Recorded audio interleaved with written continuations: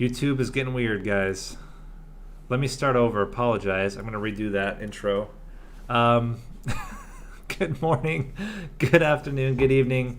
Name of the day is Nate. You can call me... No, name of the day is Babus. You can also call me Nate. You can call me Nathan, but please never call me Nathaniel. I think now we have stabilized the YouTube side of things. So I'm hoping that things now will work without any other issues. So apologize if you were hoping to catch it after the stream. I would put it immediately offline so that I could sort it out and re-upload it without the weird break in the middle. But yeah, we're on to episode 9 now of the How to Win Covenant 25 series. And yeah, we're almost there. Yesterday was in terms of runs actually pretty good. We had a couple weird runs, but most of them were pretty smooth. And yeah, with Primordium, it's going to be interesting. Primordium is a very different kind of champion. And so it's a little bit of a weird one to do this episode for, but we'll still do it. We'll still talk about how we want to play it out. But we might have a lot of samey builds, so apologize in advance when we get into the runs. Not a whole lot of variety in how you do Primordium builds, but some. So we'll see if we can at least make it a little interesting. Arcathor, welcome to the stream. So without further ado, let's start off as we tend to do with the logbook, and we'll talk a little bit about some mechanics unique to Primordium, and then we will jump into the runs. So looking at Primordium has 3 different upgrade paths. As with the rest of the champions, we have Superfood, Stalwart Snack, and Aggressive Edible. All 3 have the same tag, Buffet. So Buffet is a unique tag to Primordium. Similar, we talked yesterday about Soulguard. Soulguard also has a unique tag, the Phased. Superfood's tag, or sorry, not Superfood, Primordium's tag with Buffet means that you can eat this unit multiple times. So it's very similar to a morsel, with the exception being that you can basically gorge it as many times or eat it as many times as it has buffet stacks. So very interesting. What will happen is once you've consumed all of the buffet stacks, it will leave. Buffet stack or gorge always happens at the end of the turn after all combat's resolved. And so there's some interesting unique things about it. First thing is with Relentless Combat. If you have remaining buffet stacks, you'll continue to gorge at the end of every combat round until all the buffet stacks are gone or until Primordium or the unit dies. Buffet stacks are only used when a unit gorges, so you don't actually lose a buffet stack if it's a freestanding Primordium or a Primordium only with other morsels. Primordium cannot gorge other morsels. That's an important distinction. So you can't like stack full of morsels, get a whole bunch of stats, and then have it get gorged by other units. The morsels will just stay there on the floor with Primordium, similar to how morsels don't gorge each other. What other interesting things about Buffet? You can't naturally increase buffet stacks, so there's no like buff to increase buffet stacks. If Primordium dies to non-eating and then comes back, whether it's from Endless or from Reform, it will restore all of its original buffet stacks. So similar to Burnout, it's an applied buff. I think is it a buff? I guess it's a or Retch. Yeah. So any way you bring back Primordium, it will regain all of its original buffet stacks again. If it dies to like natural means, the only way you can bring it back is dies through like getting attacked and killed, or through burnout, or through like a standard way to die. So not that it's had all of its buffet stats consumed, but died some other way. The only way to bring it back is through Reform and Endless. If it dies through from getting eaten, the only way to bring it back is with Retch. So there's the 2 different piles. There is the units died pile, which is the same as your consumed pile, and then there is the morsel being gorged pile. Morsels operate the same way. If morsels die to natural means, you can't retch them back. You have to reform them or put Endless on them. One thing to note about Endless as well is Endless will cause Primordium to come back even if it's consumed through being eaten. So I guess that's actually I guess I was mistaken there, or the way I said that was wrong. If it has endless, it doesn't matter how it dies, it comes back. If it dies to being eaten, you can only bring it back with retch. If it dies to dying, it can only come back with reform. So, yeah. Anyway, you're right. It used to be different in the original beta version of Friends and Foes. There was not 2 piles. There was 1 pile. You could retch back killed morsels, and you could reform back killed morsels. Very similar. You could do the same with Primordium. You could actually do a thing where Primordium gets all of its buffet stacks eaten, and then you could reform it anyway. I think they did that for a good reason, because that build was incredibly overpowered. So having to split them means that if you want Primordium to end up in your consume and reform pile, it has to die. We might try a build like that. I don't know. We'll see how it goes. But anyway, that's a lot to do with buffet, but it is a very unique, very special interaction. And then the other interaction, and this is also true of all of them. And hey, Rough Lobster, I'm glad the series has been helping. Glad you've been getting some win streaks. Yeah, it's nice when you start feeling like you can pretty consistently start to win it coming at 25. And it takes a minute. It's not something that comes super quick. Between all the strategic decision making and tactical play, there's a lot of layers to Monster Train. And we're going to get a whole bunch more soon. So I think it's going to be a time for all of us to learn a little bit more.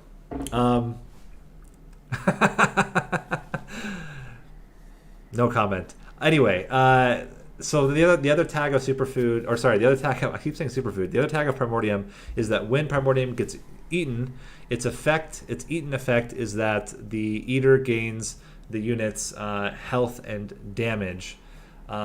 So it's very unique. Other morsels, they have their own unique tag. So like if you buff morsels, it doesn't affect their eaten tag. Primordium, it does. The more damage, the more health you can stack onto Primordium, the more value you get from each eaten. The exception to this is Superfood. Superfood does that, but on top of it also shares all status effects, and that's both buffs and the opposite of buffs. I keep thinking nerfs. That's not right. It's buffs and what's the opposite of a buff? It's a debuff.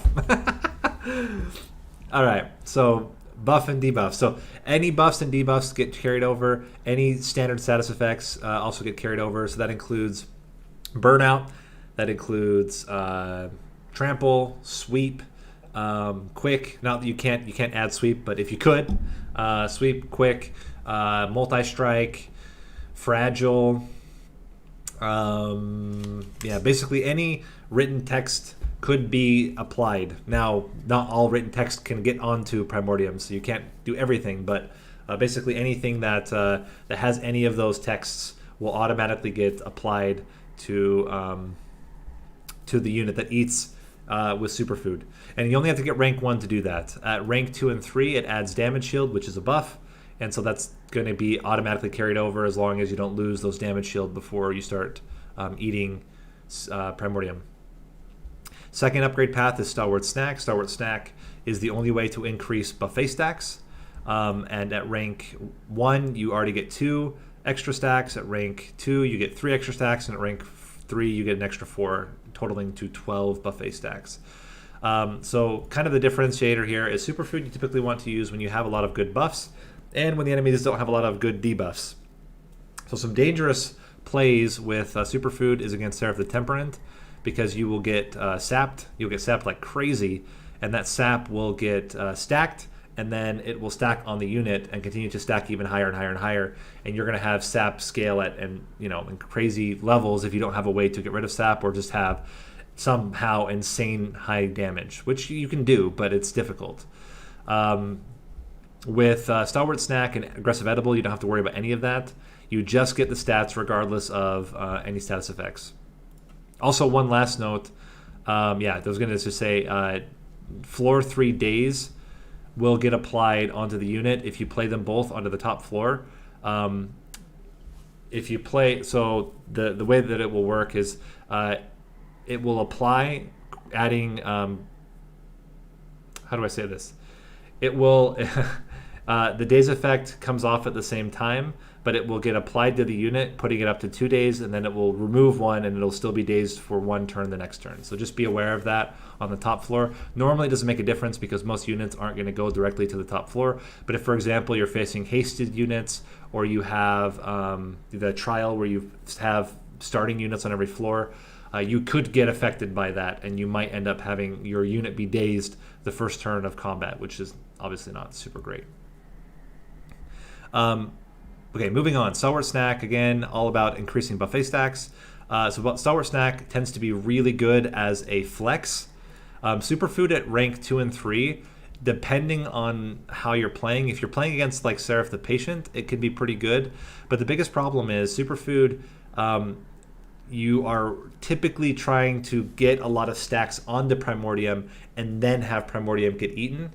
And the more buffet stacks you have, the more those status effects will get carried over to the other unit. So if you're doing something like a Furnace Tap build, you play Furnace Tap on Primordium, and then he's gone after 1 turn, you don't get a lot of value. But if he sticks around for a while, then you can continue to stack multi-strike over and over and over again. So mixing Superfood and Stalwart Snack is almost like they go together really, really well if you're going to play Superfood. Typically better than going up ranks in Superfood. Now, Superfood and Aggressive Edible, they don't really mix and match so much because you don't get extra buffet stacks. And typically, if you are going to be doing status effects, the raw damage you get from Aggressive Edible tends to not be so valuable. So in both cases, I guess I kind of am skipping around, but it's kind of a weird one because you almost always want to include at least 1 rank of Stalwart Snack because those extra buffet stacks tend to be really, really strong. Again, there are exceptions, but I would say like the rule of thumb is at least 1 rank of Stalwart Snack and then mix in a Superfood if you're not faced against any particularly bad bosses that are going to like just wreck you because of the status effects. Or also I should mention there's a couple others that are kind of bad. And if you have 0 damage buffs, right? So if you don't really feel like you're going to get a lot of rage or multi-strike or lifesteal or damage shield, if you don't feel like you're going to get good buffs, then it also doesn't really add a lot of value. And then the last one is Aggressive Edible. So Aggressive Edible just increases the damage. And again, you get the stats on Primordium. So it can be valuable. I mean, if you think about it at rank 3, that's 120 damage you're effectively adding onto a unit. And if that unit has multi-strike or sweep, that's pretty solid for the rest of your run. On the sustain side, it's pretty garbage, right? You have like no sustain from that. But if you have a unit that can already sustain itself pretty well, things like Shadow Eater tend to be really good. Things like your Crucible War and Crucible Collectors, they love Aggressive Edible, even more so than Superfood a lot of the time.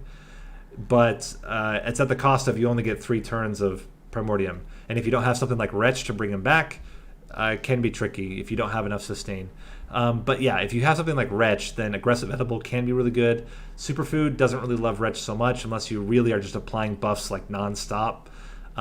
Stalwart Snack, you typically don't want to combine with Wretch either because the idea would be with Stalwart Snack, you want to basically get insane amounts of buffet stacks and then have all that time to buff up Primordium or to get all of those buffet stacks to guarantee gorges onto a gorge unit. So it's a little bit of a weird one.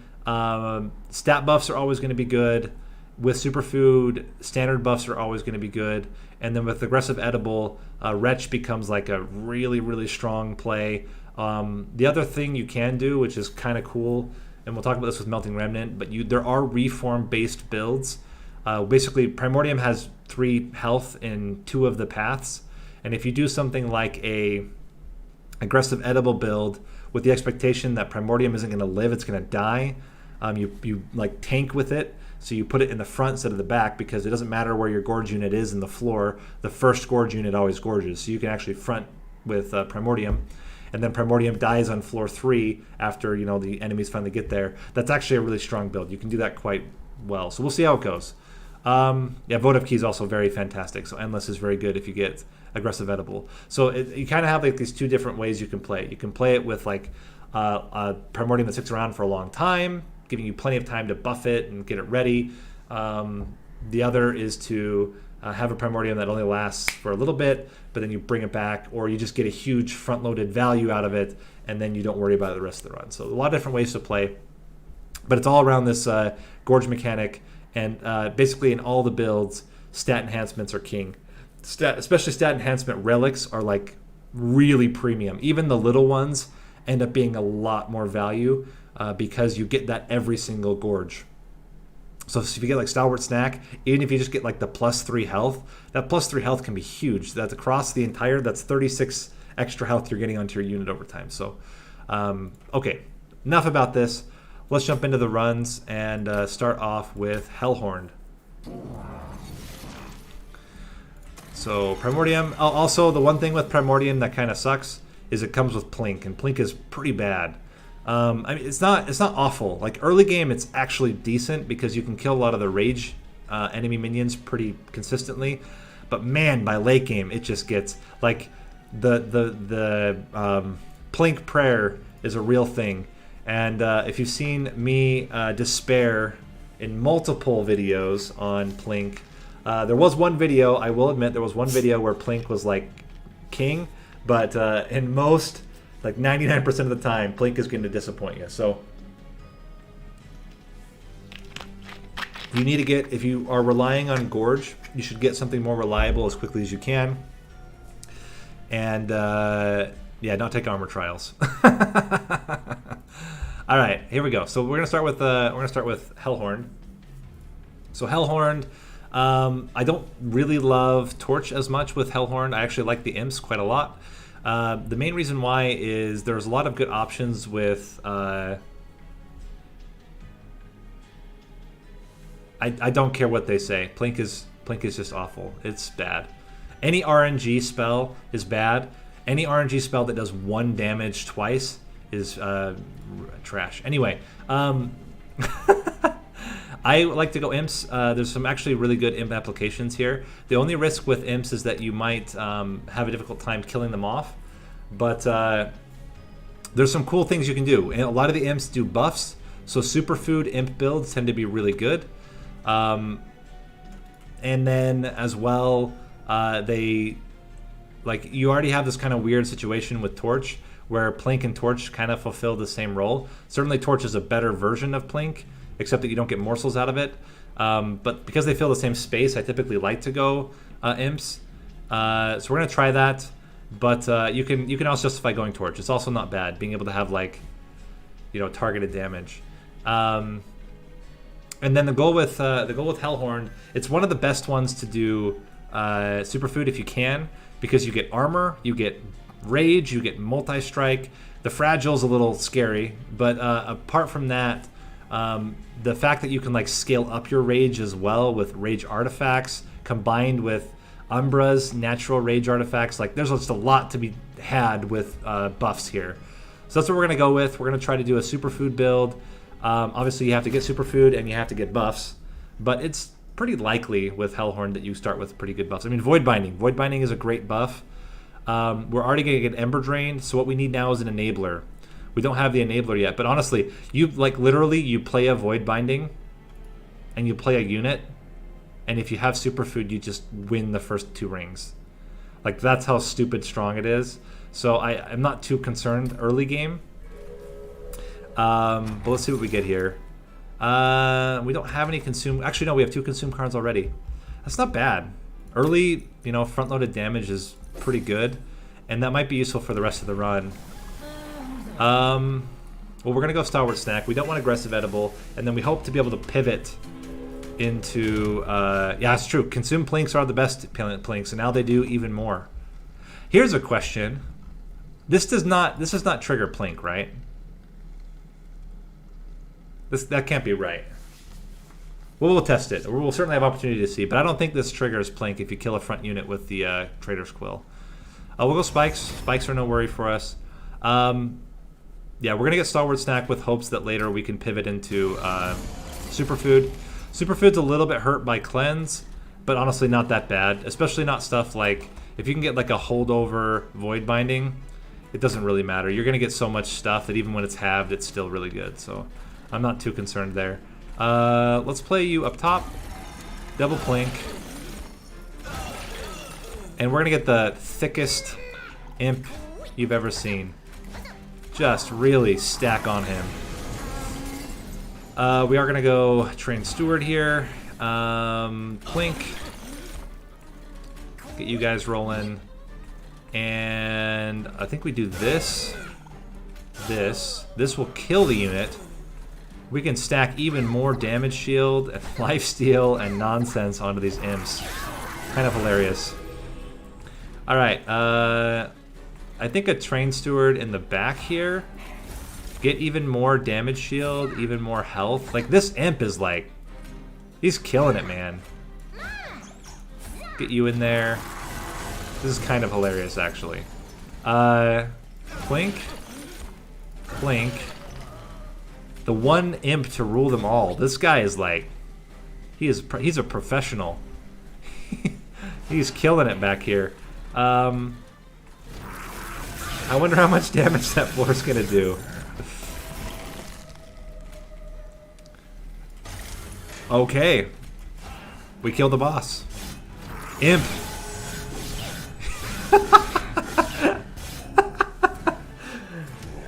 He isn't messing around. That was actually kind of hilarious. Hey, Perils, that's fantastic. We already have an enabler for Ember Drain, which is going to be a problem. It's also really good in general with Seraph the Chase because you get the Ember Drain units. Fledgling Imp. That's the kind of thing we were looking for. So we want something that generates rage, and now we have ways to generate rage. We have ways to deal with Ember Drain. We do need a Gorger. Anyone will do. Warden or Construct here. I feel like Construct is more valuable long term. But Warden's also really good. The problem with Warden is that Seraph the Chase is going to get rid of half of his damage shield throughout most of the fight. And then at the end, I just feel like Allied Construct is going to be more valuable at base. Let's do this. Giving him Quick seems pretty good as well. That will help him to deflect a lot of the hits.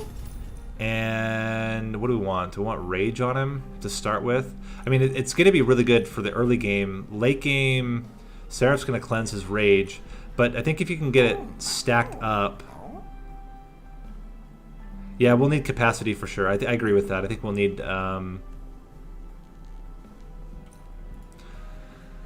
yeah, either we have to get double Gorges, or we're going to have to get at least one capacity at some point. And we still don't have, until we made these like mine or remove the consume from them, we can't rely on Plinks to get us Gorge units. Or sorry, to get us morsels. I think we're going to start with this. Let's hold out. I'd really like to get another multi-strike. We could get a Furnace Tap at some point, which would make it pretty moot, but the Quick is going to be valuable no matter what. This is fine. I think we can absorb most of the damage here. And I'm even considering that we play on the middle floor just to prevent so much garbage getting into our deck. So let's do that. Sure, we'll dream big. Yeah, that's kind of what I expected. Alright, what can we do here? We would really like everything to die. That's fantastic news, appreciate that. And then let's stack up on the top floor and just get ready. I'm going to keep this Magma Morsel just in case we need a morsel later. It might actually be valuable. And we can go for a double Plink here. It's pretty unlikely. Kind of what I expected. He will die, but it doesn't actually change anything. So let's just get rid of the Sinner's Burden. Train Stewards will kill none of them because of the damage they're taking. Let me think. Let's get packed morsels. That's going to happen no matter what. I think it's, let's see. This 4 HP plus, I don't think it's going to hit a damage threshold. Let's just get more damage here. Let's block a hit up here. Now they're both dying. We can Horn Break both of these guys. Play Perils of Production on our dude. And then, oh, packed morsels would kill him. Yeah, you're totally right. Didn't think about that. Just put him out there. And I think we're totally fine here. We're doing, what, 80-something damage, and then we just dump a Void Binding, and it's... yeah, very solid. As I said, early game is not going to be the hard part. There's another Perils of Production. I think we go for the Perils of Production because rage stacking is going to need to be extremely high. There's armor. Ooh, armor is fantastic on Primordium. The other nice thing you can do here is, although we don't have a way to get rid of him yet. Oh, we do. We have horn breaks. So I actually really like the armor stacking. And what you can do now... So... Morsel Maker. Morsel Maker is consistent gorge onto our robot. That's going to be an extra 2 fuel per turn on top of it. We can already fit it, but we can't afford it in terms of Ember unless we get a Perils of Production. If we get both of them in the first turn, we're just like sad. And we also don't want to get Morsel Maker first turn and accidentally have it get gorged by Primordium. I think we skip here.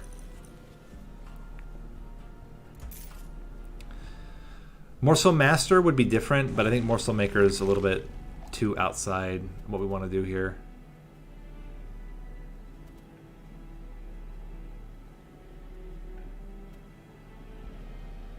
I mean, I guess that's fair. You could just wait to play it, but I feel like it just ends up wasting a draw. I don't think it's as valuable. We have 2 pack morsels. I'm hoping that we can get something better, like a I don't know. I mean, there's a lot of different ways we could get sacrifice an imp and get 3 morsels. Like, there's a lot of stuff we could still get to generate morsels for us. I'm gonna go relic here over artifacts could also do it. Minus, okay. Well, now we could have played it for free. Consumer of Crowns, we'll take him. Yeah.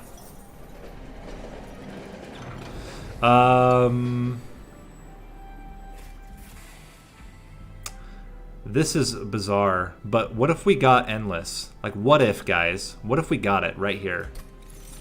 Oh my... What? What?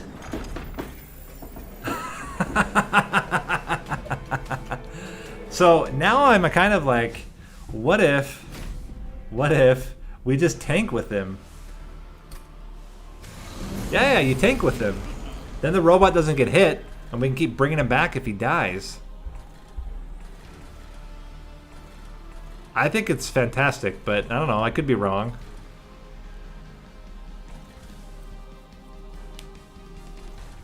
I guess we would lose a fuel for 1 turn. Well, we do this to start off. And so we're going to get whatever is not Stalwart Snack at this point. Let's go with the Jeweler for some stacks there. Play you out. What are you? Days? That's going to be really annoying. Ideally, we can plink our way out of this mess that we're in.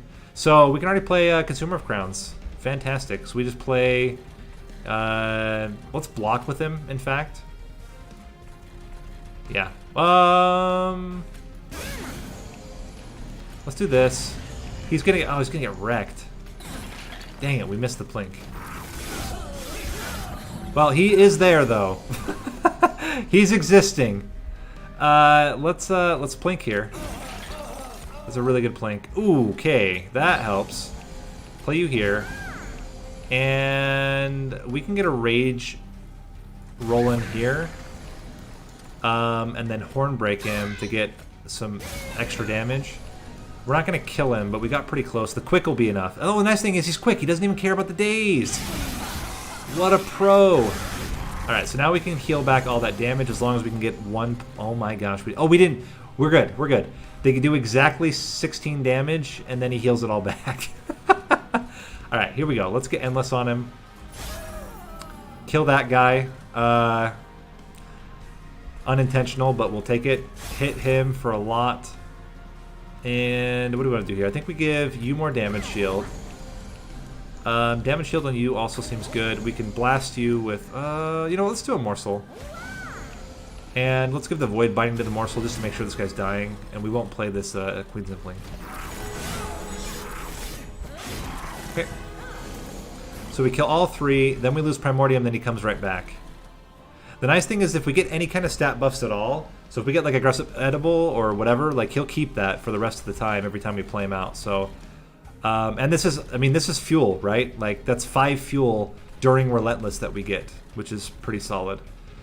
I would like you to not get dazed, but I don't think there's a way to get around that. Does damage shield block daze? I don't think so. I think you get dazed anyway. Let's play you out. Just see. Yeah, it doesn't affect anything.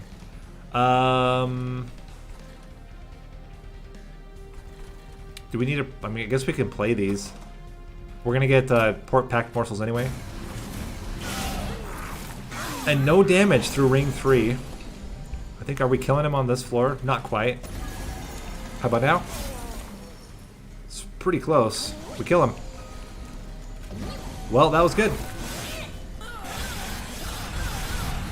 So capacity it is. I think it's across the board. We want capacity here. Ooh, Shroud Spike. Yeah, that's the kind of thing we want, especially when you can stack up a bunch of... So Demon Fiend's very interesting here. If we go... No. We'll just skip, and we'll take extra capacity. So we may have to go through a cycle to get the Consumer of Crowns back. But I think it's pretty easy for us to get imps that stick around for a while, especially now that we have more space. Let's go upgrades here. Morsel Master would be fantastic. We'll take him. Absolutely take him. And then quick on Consumer of Crowns. Generic stats onto Morsel Master here.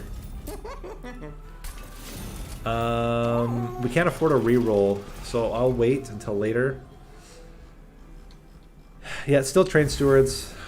I mean, it's debatable now that they're 0 cost, but I think it's still better than getting rid of the Plinks at this point. Superfood. Okay, there we go. So now we can stack all of the buffs on it. Unfortunately, the buffs don't come back with Endless, but Endless will carry over. So Endless will also get applied to the robot. Not that that matters, because he's going to survive, but it's kind of cool. He'll be Endless. So if he dies, you know, we get to have him in our hand as we watch our Pyre die. 6 damage units.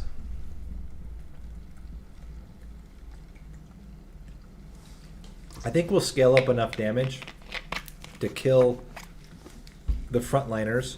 We'll kill them with quick. The problem is going to be all the garbage.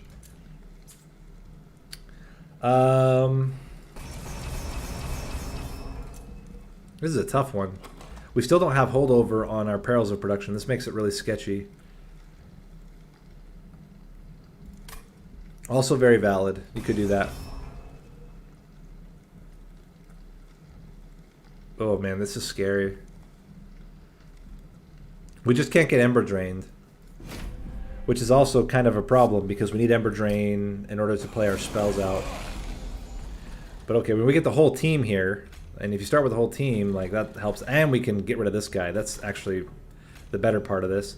So we get you, we get you, we get you in the back. Pack morsels to do 30 damage. I think I actually just like the raw damage more than the lifesteal at this point, because he's not going to be able to use the lifesteal anyway. Let's put these out for, I don't know, an imp or a train steward to get.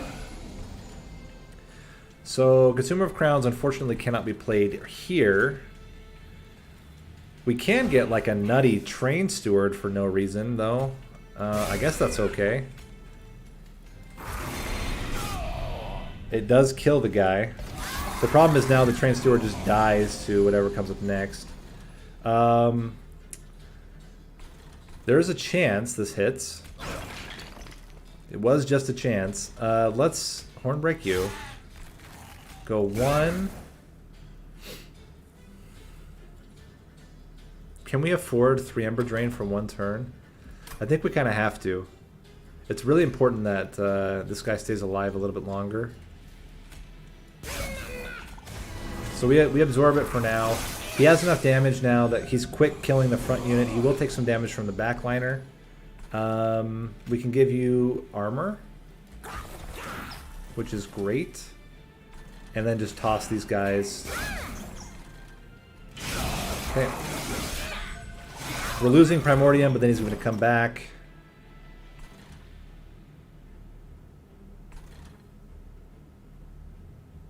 What do we want to do here? So we're going to get rid of the Weight of Contrition. Let's play this here. Give you more raw damage. Although, Fledgling Imp. Play both of these out here. And do we play the Fledgling Imp down here? I don't think so. I think we'd rather wait, see if we get it later. Okay. So... Oh, we didn't ever play Endless. I was like, why didn't we get him back? Because you're an idiot. That's why. Let's do this. We need you to have enough damage to kill both of them. Plink is not going to do anything here.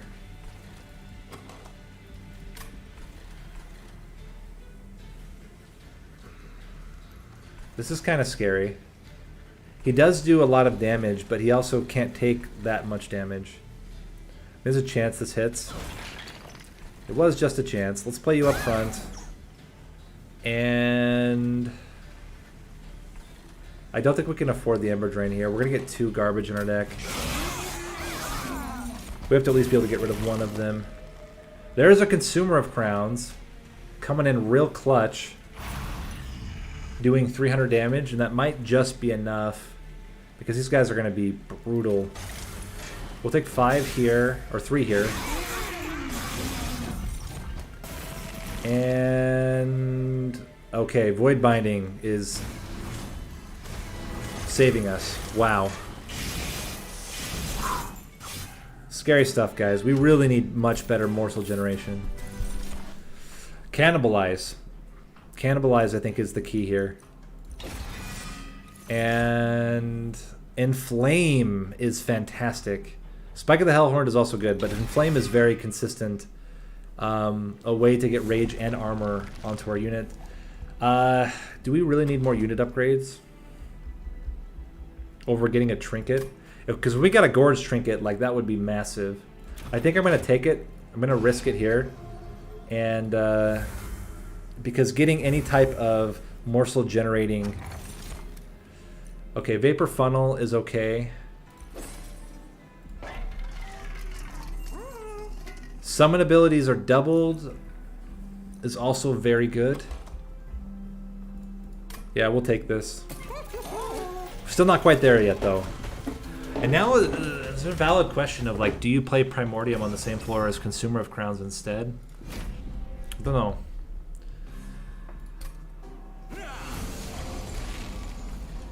Well, we can't play a robot yet because we don't have him.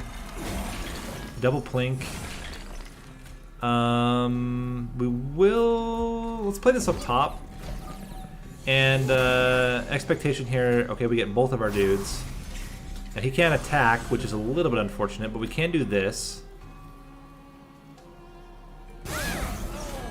And we can stack Inflame already onto Primordium. And then the question is, do we just do this now? I mean, it's so much damage, shield, rage. But it's also going to be so much Ember Drain. He's going to gain 23 damage times 2, 48. It's almost enough to kill the frontliner. I think we do it. We take the risk. We're going to take damage from him no matter what. Putting him at 3 hits. Oh, he gains 10 from this guy. Oh, we just do this. There we go. It still was better, actually. He'll hit us once, because then he'll get Vapor Funnel, so we'll take 20 damage here. We shouldn't take any damage from anything else, though. We should be able to get enough rage and other stuff. So we do Fledgling Imp, let it die.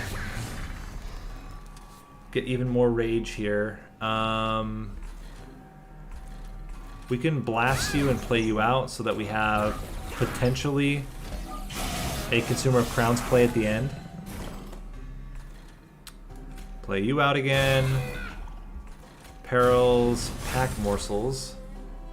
Do you need life? I guess life steal wouldn't be too bad here. Give you more stats.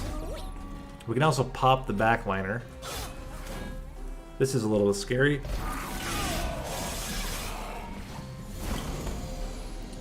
little bit less scary now. We can do pack morsels. Diamond morsel, fantastic. Let's play you as well. And you. And suddenly we're killing this guy, which is kind of amazing. Give you more stats and play you guys out. We're going to cannibalize one of them just to try to get as much stealth removed as we can. And I think we're in an okay shape here. We're going to have 4 damage shield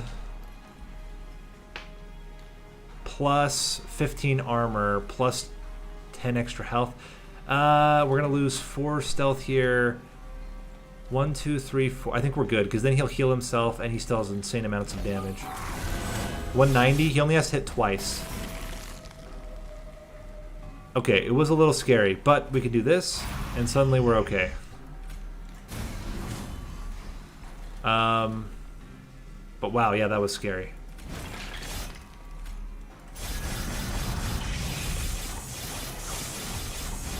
Oh, we're out of fuel. Oh my gosh. Yeah, we gotta work on that. We'll take Lightstone casing, I guess. I don't know. So Gem Trove is very consistent morsel generation. There's another Void Binding. I'd rather upgrade the one we have and dupe it than take a new one. I think Gem Trove's too hard to play.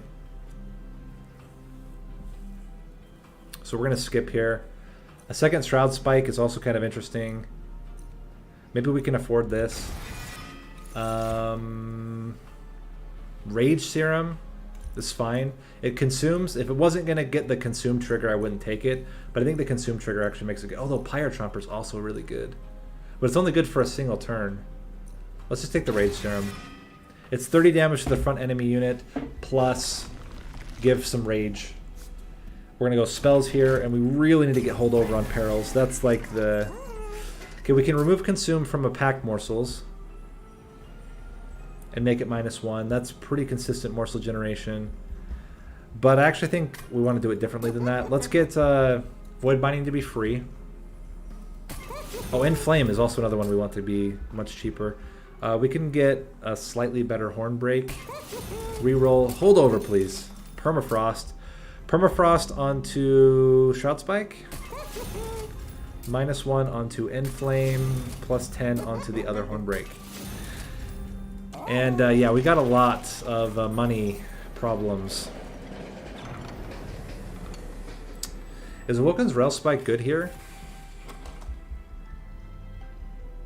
Don't think so. I think it's pretty bad. Spike of the Hellhorned also, I mean, it's okay, but it's not really that great. We play it for 3. It's 6 armor, 6 rage. I think it's not very good. And Spike of the Stygian doesn't make sense here when we have Seraph chased. We're already going to have problems. I mean, the armor is going to help out a lot. That's going to be good. I don't know if we can get enough rage to actually get something solid rolling, but we'll see. We might take Superfood too, so that we can get the damage shield. Actually, that's exactly what we'll do. That will help out a lot. So we're going to go Primordium, Inflame, Morsel Master, Remnant Pact. And then... It's like, where do you play this imp? I guess you play it here, let it die. We need a lot of damage very quickly.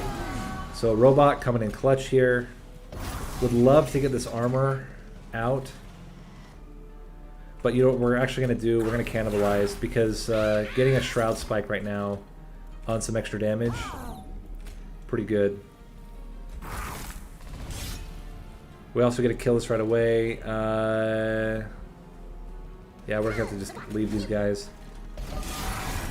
Some miracle this thing is surviving, but any damage spell and we're okay. In fact, we can just play this. Now we're killing everything. Packed morsels down here. Here. And let's go... with more damage, I think. We'll play Perils, so we can get a massive Shroud Spike. And then the 2 Ember Drain shouldn't be too bad. Yours is when you play a spell, yours is when... So we want to play it here. We don't care if he kills him. Alright. So the Rage is scary, but not really in this case. We could play Fledgling Imp up front. Do we really want to do that instead of playing Pack Morsels? I think we have to play Pack Morsels. I think we need the Morsels more than we need the Fledgling Imp right now. But man, that's actually like not an easy choice.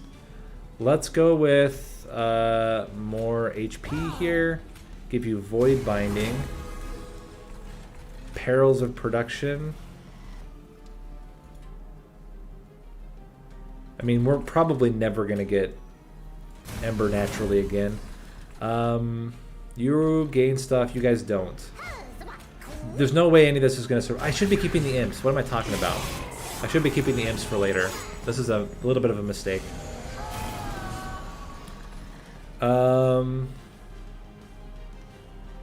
Since they're going to die anyway... Oh, we can't block with these guys anyway. Let's just play these out here. I'm not going to play Consumer of Crowns here.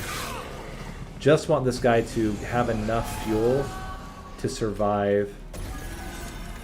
How are we going to get enough fuel? We have to get a Perils in the same turn we get Plink, or in the same turn that we get... really the same turn that we get the Cannibalize. You gain... Let's play you there. Okay. We have... Is it 4 fuel right now? That's certainly not going to be enough.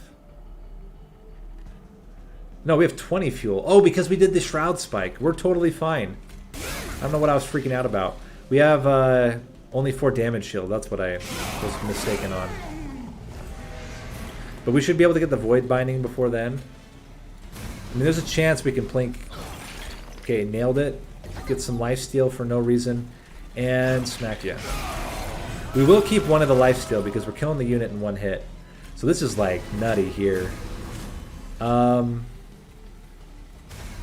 don't think we need to cannibalize. We have plenty of fuel. Wow. I mean, this is a lot. 22 fuel. Pretty good. Pretty good. Shroud Mitosis is very interesting. Trample, though. Quick plus Trample is like pretty good. Quick Trample multi-strike. Can we pass that up? Because the thing is, we can play it onto Primordium and then it just goes onto the Alloyed Construct as well. That's like every status effect you could imagine onto 1 unit. Alright, we'll try it. I don't think that the Shroud Mitosis is good, but I think we're okay with the setup that we have as long as we can wait on our Shroud Spike until we get the Perils of Production rolling. We're going to go right path here. It's all about the Perils if we can get it. Split Anvil. Split Anvil is... It's fine, but it's a little bit of a weird one. I think we won't take it here. I think we just skip. We need to make the okay, there we go. There's Perils on holdover. So now we have something going. Let's get Shroud Spike to be negative cost and get a consuming Plink. And suddenly we're in a much more favorable position. Definitely gonna go Superfood 2 here. The damage shield, even though it's gonna get negated partially, when we bring back Primordium again, we'll be able to stack enough, I think, for Relentless against Seraph here. This should be okay. As long as we get a couple consume cards, we can save ourselves a lot of damage. We get 1. And we can play an Impling, which will kill... Okay, this is kind of cool. So we can do this. Then we play Primordium. Then we play Welder Helper. Then we play Rage Serum. And we get Morsel Master in there. Now, we could have potentially played Consumer of Crowns at the beginning, but I actually really like this setup, how we have it. We just need to get rid of this Welder Helper. Okay, now we get the robot. He goes up front. We would love to immediately be able to...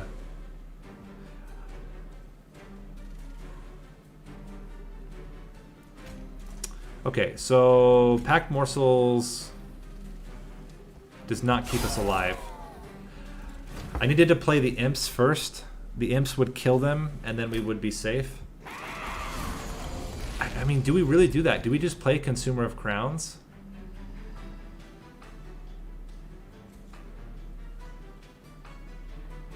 Maybe that's the play. But man, is it weird. So we do it like this. We play you here, play you behind it to get Consumer of Crowns up front.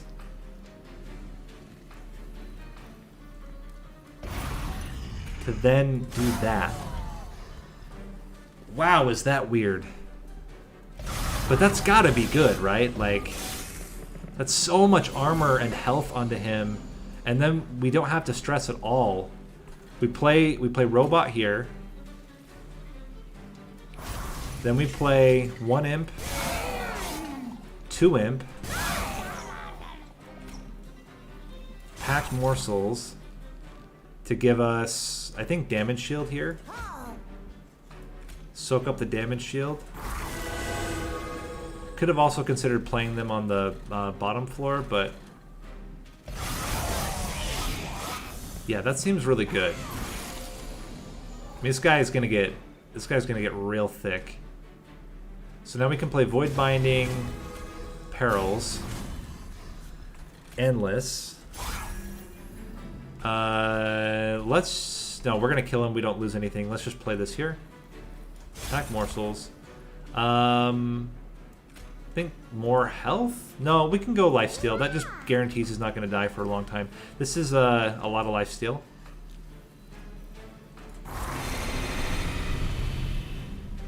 Not to mention all the extra damage. And I mean, we can play these guys out. They don't do anything anyway. We maybe could consider playing the Blink, but I think this is just fine. Would love to kill off our unit here, but it doesn't look like that's going to happen. We can blast these two to save ourselves some damage here. There goes damage shield, but we still have our... okay, well. Let's play you. Block the hit. Most things are dying. And I still think we're okay here. We have this... Like, this guy is so thick, like... Perils, Trample, Enrage, and suddenly we're like just killing it here on this top floor.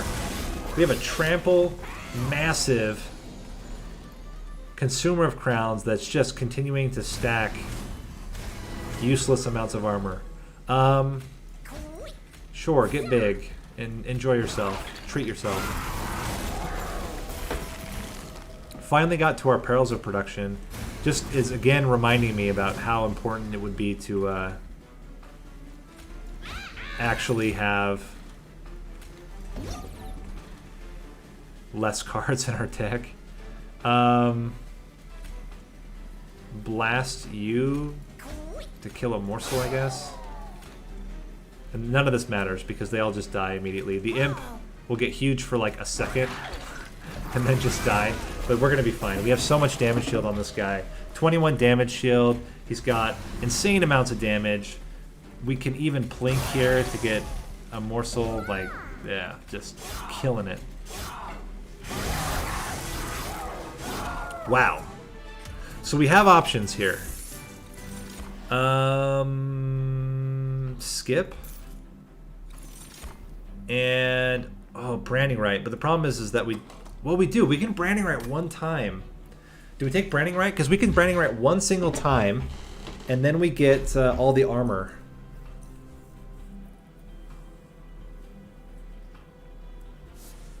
You can get insane decks, because you can start blending units And the fusion of units adds like so much value.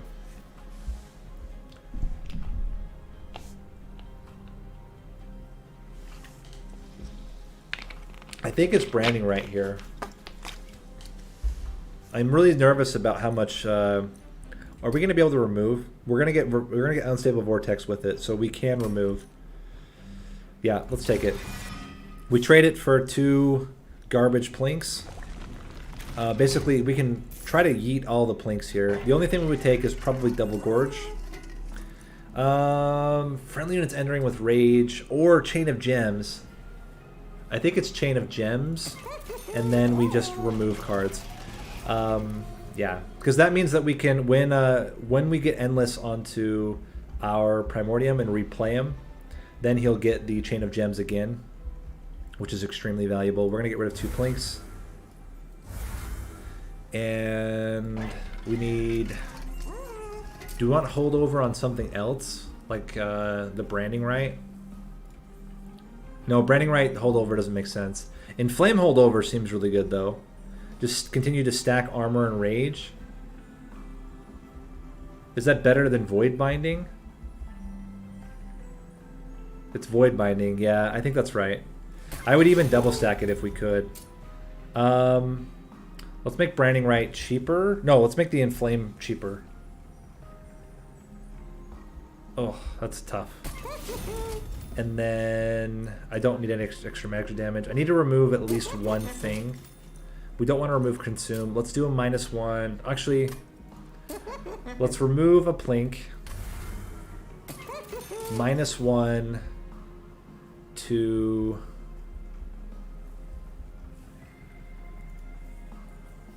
I think it's branding right.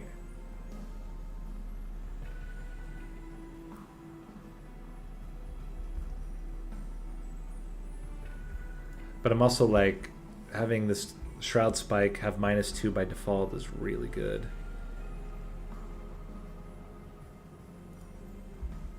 That's also very fair to take the Remnant Pact, just in case. Yeah, I think that makes sense. And then we can add 10 damage to... Oh, I could have actually yeeted another plink. That actually might have been the best play. But we'll leave it like this. We'll go into the fight. Oh, well, we might as well add damage. What am I talking about? If we can't add damage, we should. Let's add damage to this 1 plink we have left over, I guess.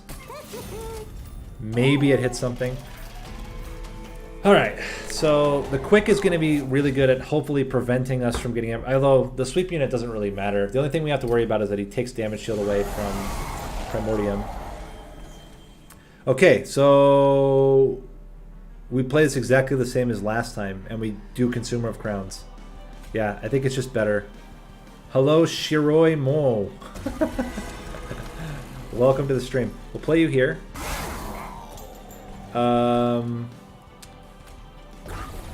We have a very interesting build here.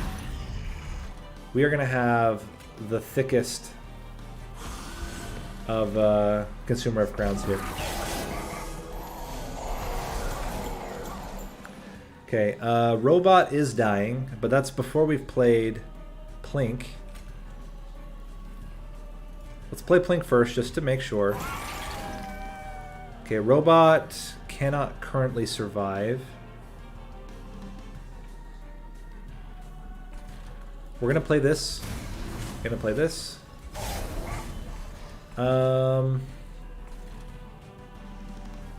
This is tricky.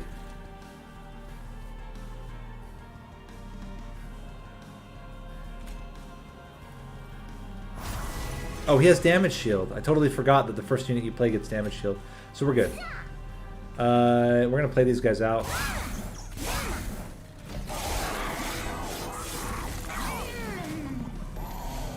And again, he is getting cleansed, but I think we're still okay. And outright... Oh, man. Oh, you know what we can do? So what we do is we Hornbreak, play the Fledgling Imp,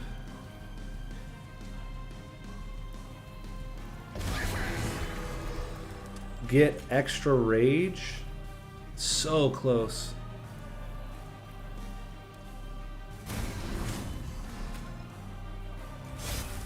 actually killing everybody. Can you believe it? I certainly cannot. You're both gonna die. Sorry, guys. You didn't make the cut. But I think we're good now. We're gonna have trample on both units. I think that's enough. So now we just go insane with buffs here. We got to get him as thick as possible. And this is as thick as possible. We cannot keep Morsel Master, unfortunately. And then I'm just hoping that we can still... Oh, this is where things get scary. This is where things get scary. Void Binding. Perils. Cannibalize. We can play this. We are doing some damage. I actually should have Hornbreaked one of the backliners. That was a mistake. We'll play this guy out just to die. Oh yeah, hold on. We have Vapor Funnel. So we might actually live here. So now, play Primordium again. Throw this guy in... Actually, no. We do... Perils. Pray for Plink here, or do we start with Pack Morsels?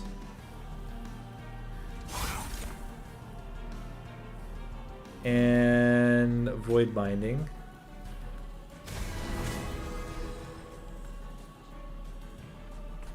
We actually don't need the Plink to hit here, but it would reduce the amount of damage that this Gilded Wing is doing, potentially.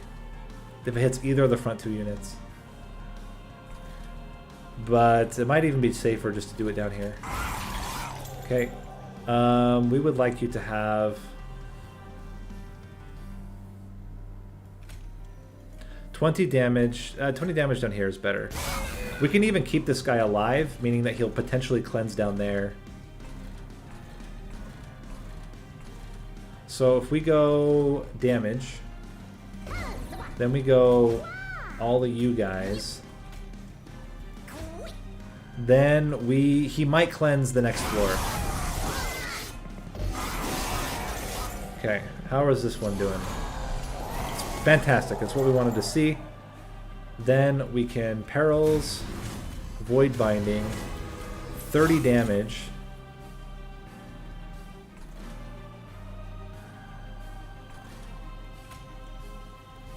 Yeah, only turn 1 days because he loses the days. The problem is that he gains it and then immediately loses it. The problem with the first turn is that he has 2 days, not 1 day. That's why.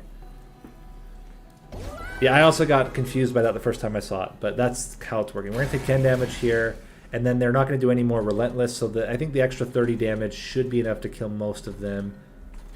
But we'll see. We'll play these guys out. Okay, we take 1 hit from him.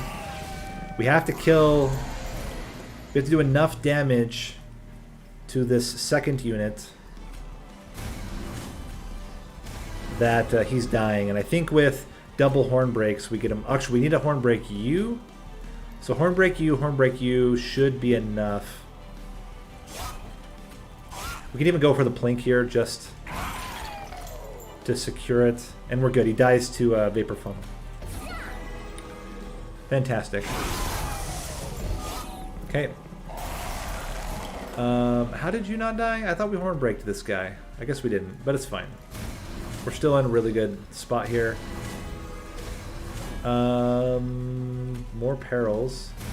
Obviously, we'd love to have been able to consume something, but we're good. We have 33 damage shield and all the stuff. It was super close, though. I mean, it got really tight. But we managed it in the end.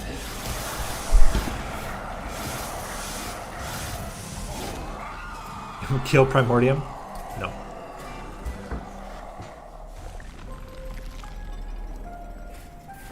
Alright. So, yeah, first run. No restarts. That's always good. I always feel good about that. And very, very interesting build. Oh, you mean kill him before? Ah. I mean, I guess, but I don't think we needed it. Ah. Gosh dang it. Hold on.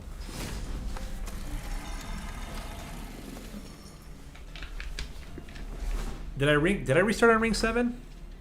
Oh yeah, you're right. You totally did. I restarted to play the imps out. Yeah, you're right. My bad. Lying to you. Okay, so now with Awoken, it's definitely root seeds because you want all of the extra damage. And I think we're going to try to go full stalwart snack here. So we kind of did a more superfood oriented one. This one I don't really love superfood as much because you don't. The only buffs you get are like spikes and regen, and neither of them I think are fantastic on Primordium, at least in my experience. I would prefer to just get all root seeds all the time, stack them up, and then have them live as long as possible. That's going to be what I go for. If we do get early spikes, I may consider doing superfood, but we'll see. Oh, that's true. Oh, should we do it? Oh, okay, we should try it. It's an uncommon unit. Let's do it. Let's try to do the Awoken Hollow build because it's kind of hilarious. Yeah, it's too fun to not try.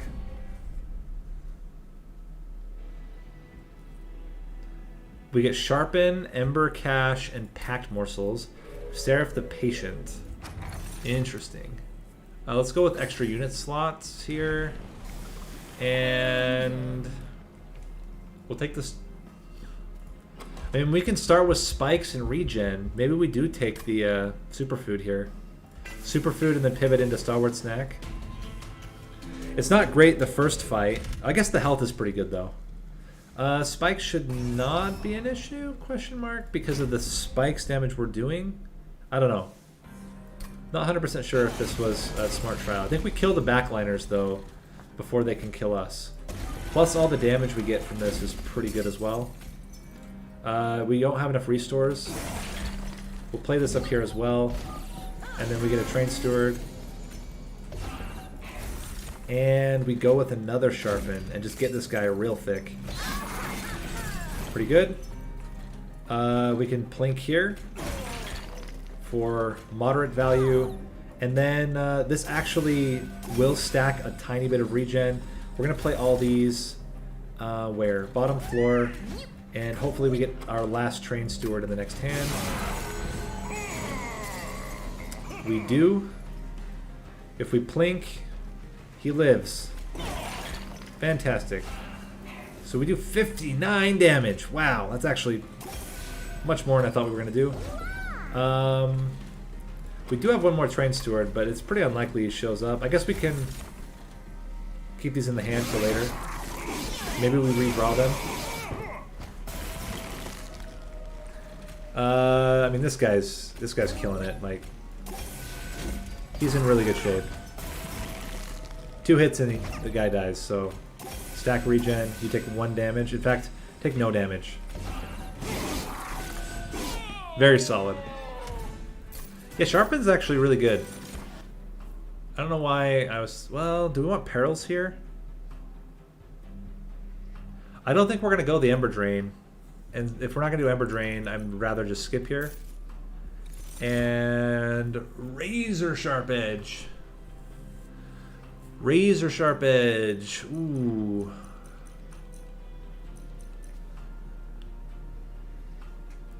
The question is sustain or damage more important for us?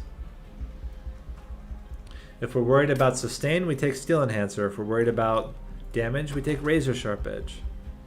Or we say we don't care about either, and we skip.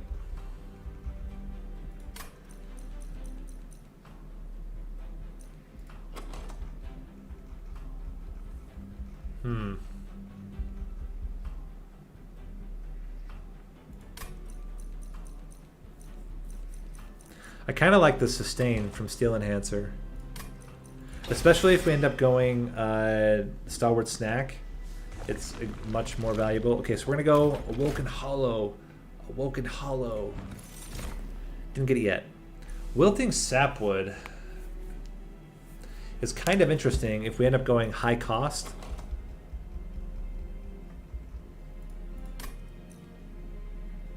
I'm going to take this as insurance in case we don't end up getting the Awoken Hollow.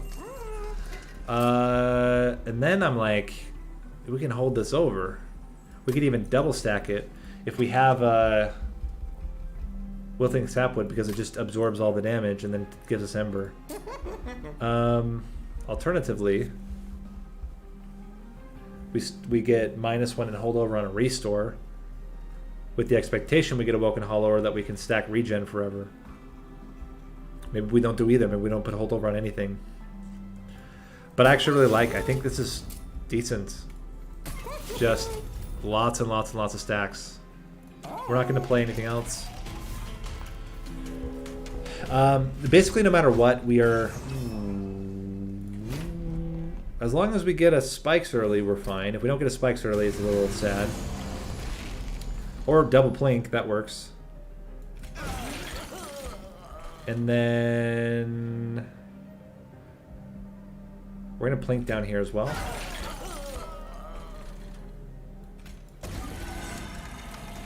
Oh crap, you're totally right because of the Wilting Sapwood. It's 2 cost. Well... we're gonna wait to play it, I guess. And we can kill a unit by doing this, so we will. Might be another Train Steward show. Let's see. Plink. Train Steward is living. Give you the Train Steward and one of these here. And then we're really banking on spikes. There it is. I'm going to do 1 on you now so that everything dies. And then even plink. I guess I could have just plinked and then put it on him. It would have been better. Let's see what we get from the packed morsels first. Okay, yeah, diamond morsels are obviously going to be better. Play you guys out. And... play you guys here. Okay.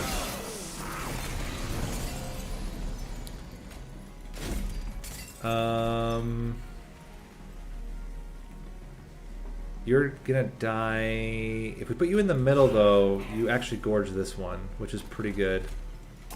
Do that just for funsies, I guess. I'm not 100% sure if we have enough damage to kill this thing. With double sharpens, we do, and the steel enhancer. Okay, that works, but it was really close. We made it through our mistake, though. Somehow managed. Prismal Dust. So the only problem with Damage Shield is that then we don't get the Revenge trigger from Wilting Sapwood. I think I would rather skip. Or, yeah, I think we skip here. Wildwood Sap. That's fantastic. That's the kind of thing you want to see. Alright. We will go right path. Probably take the money. Shadow Siege. I think it's very speculative that we can get Shadow Siege. Morsel Maker.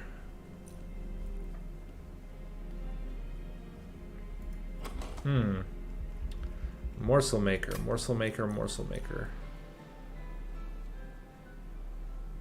The one nice thing about Morsel Maker is that it would protect itself against Seraph the Patient.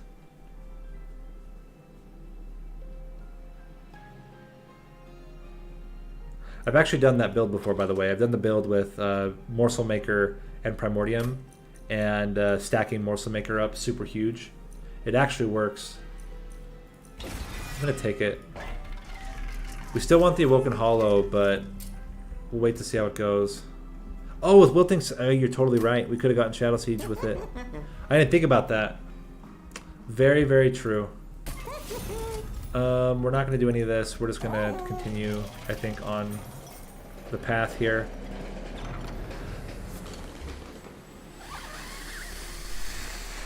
Okay. I mean, Dante, guys. Dante is Dante. Dante is Dante. Ooh. Dante is Dante. Yeah, this is the build. This is the way. Well, we'll play Morsel Maker on the floor to get Dante to be super huge. Yeah. For now, eat your heart out. Do it. Get real thick. Let's get some damage early. And, yeah, it's pretty good for Primordium here. How are we doing? We can play the Wilting Sapwood, but I think we play it down here. Use it as a way to generate more stats. And then the nice thing is we can stack all this regen, and it's going to stack on top of stack on top of stack. So he's not dying anytime soon. We will do this. Now he's going to start generating units, which is good. We can continue to stack even more regen and play you in the back here. Very cool. We do get one leak, but I think from here on out we're safe. Garbage, garbage. Fantastic. Fantastic. Let's play you up top. Oh, I really would love him to get lifesteal. Do we need? We don't need lifesteal on you. We want just pure damage. And then we'll save these guys for later. So we're gonna have another leak, unfortunately. Yeah, you're exactly right. The spikes actually are pretty trash right now. Playing the spikes on you though will kill the backliner, saving us a little bit of damage.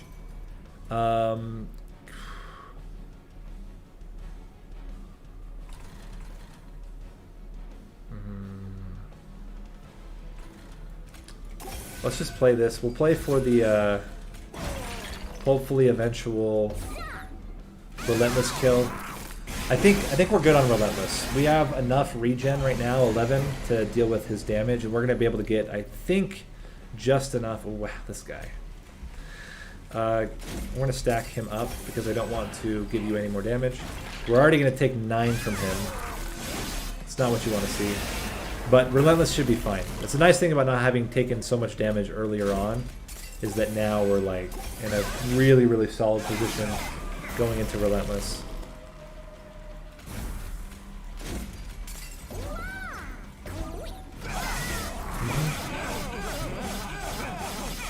Okay. Wildwood Tome? Yeah. Yep. Skip. And we're going to go with draw. Very interesting setup here. We do want to remove, but I also really want the relic and coins, and I don't care about this unit. And I don't really want to upgrade units right now. We'll do spells, then we'll do units here. I think the artifact could be really good. Artifact versus removal. I mean, it's not awful to buff the units, I guess. We do have one more fight we have to do with them. Let's get rid of 2 train stewards.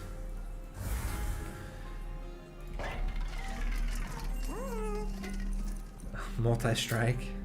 I mean, it's not bad, because we're going to put it on the same floor as Dante, and it might become relevant. We don't want damage shield. We're not going to put anything onto that. We're going to take the money. Oh my gosh, the Awoken Hollow. But we have Dante, so that's what we're going to do. Crap, that's not really what we wanted. We wanted Stalwart Snack. We have one more chance at it to get us up to 5, and then maybe we get Wretch if we're lucky. This should be okay. With the multi-strike on the Morsel Maker, we could be in good shape here. Plink, thank you. Appreciate how that went down.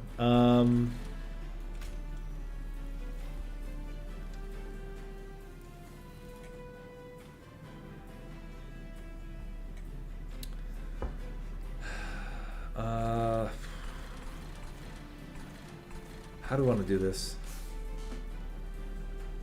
I really hate the idea of taking the 3 damage, but I think we might need to. Yeah, we're gonna need to. We'll put you up top. We can do pack morsels, give you more damage and lifesteal. We can still fit you as well as our dude. We'll take 3 damage. That's not bad. Okay, so now Morsel Maker. And I think we sharpen you to make sure that no units ever make it to the pyre. And then, I mean, we can do this here. It doesn't really do anything yet.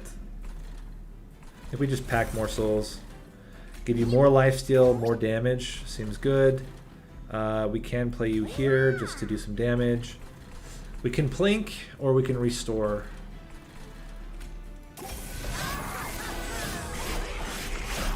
Okay. Now we can sharpen you.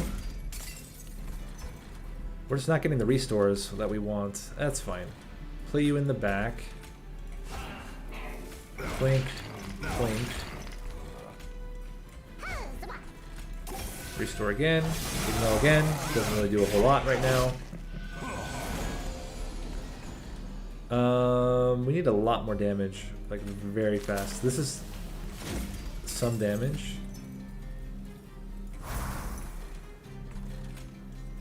Wildwood Sap, Restore, Ember Cache. We're gonna take 6 here.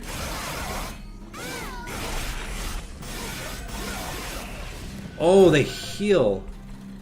Oh, that's bad. Totally forgot about that. We took way more damage. This is not good. This is really not good.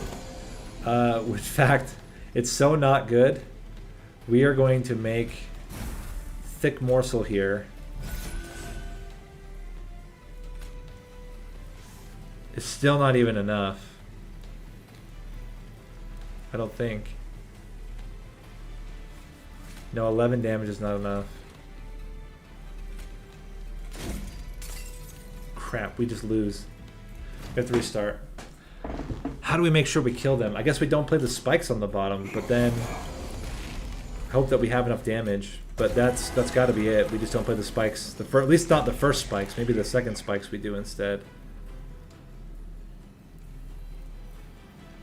Oh, we could have just done this. We didn't need to play the plink. No, we want to play the plink. Okay, so give you stats. Put you up here. Put you here. It's all good. Then we do play the spikes up here. No, but this guy then immediately gets up there. We can't afford that. Ah. Unless we can plink and hit the backliner. We did not plink and hit the backliner. So we have to play the spikes here. Which is not really what we want. But it's what we're going to do. Would have loved to be able to play the Diamond Morsel up top, but it's fine.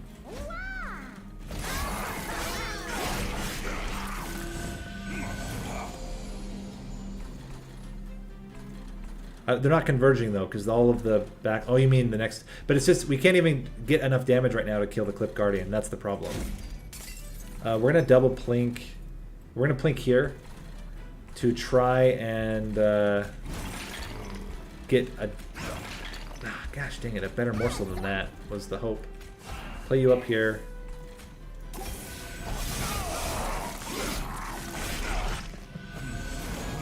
Okay. Quick.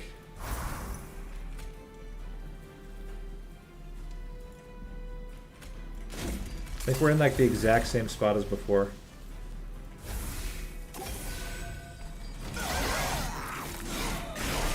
And the 10 may not have made a difference there. I don't know. Okay, this is enough.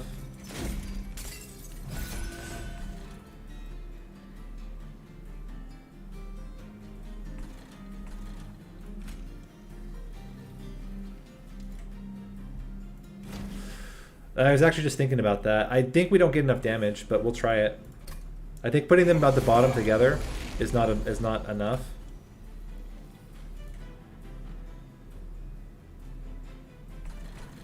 Maybe up. No, we can't even play them up top.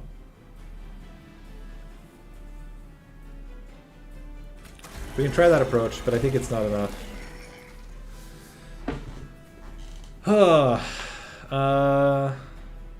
Let the wave through.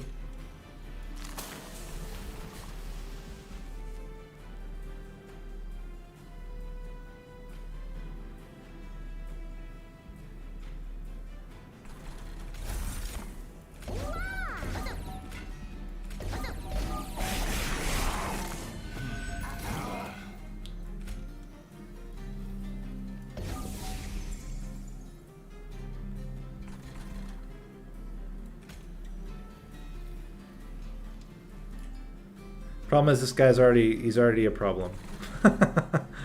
We can't kill him. I can just keep trying to stack with other types of stuff.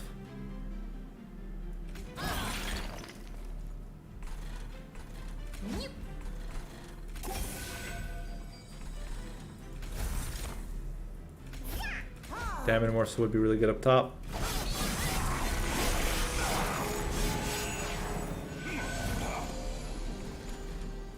Yeah, we just die. We die to this guy because we can't stack fast enough on the bottom floor. We have to play on the top floor, and because of the slower or the lower amount of space. Hold on. Play you. Play you. Play this.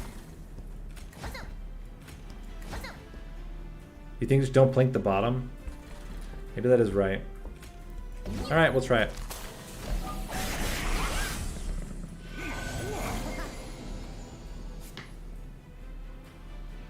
You know what else we can do too? We play you in the back. Give you spikes like this. So that everything hits you. We plink here. And miss, because why wouldn't we miss? That should be fine. Restore here, play you here. Take no damage from the first. We are going to take damage here, but then afterward, we're in a much better spot. I don't think Razor's Edge would have made a difference. We're going to block this hit, and then play you here. Okay. How are we doing?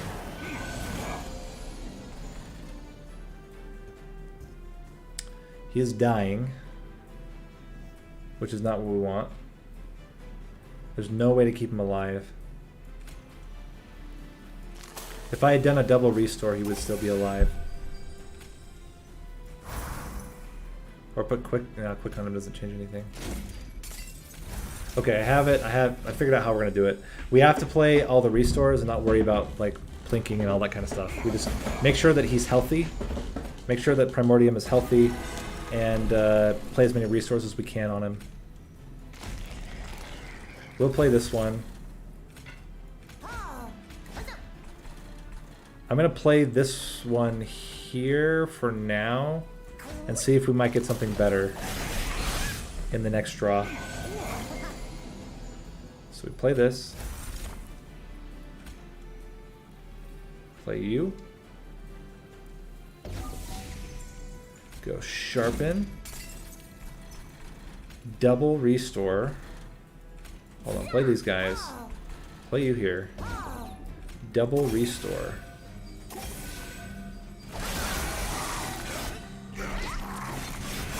Okay. Spikes. Double plink. Miss, as one does. Give you even more regen.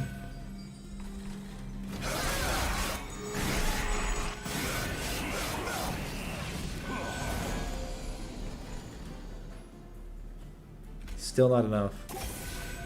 It's because that one plink isn't hitting. We can't do it that way. It doesn't work. But I think that whole switch up, doing what we did before, doing this. Oh, hold on.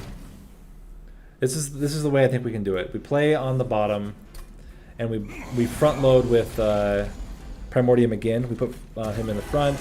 Put you here. We plink, take the damage. Do this. Play both of you guys out. Play you here, you down here. Take the free. Okay. Put you in the back. Front load the sharpens.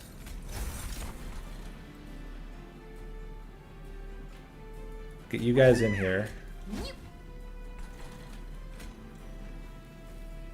Restore. We could have potentially also plinked down here, but it's fine. Get that guy going.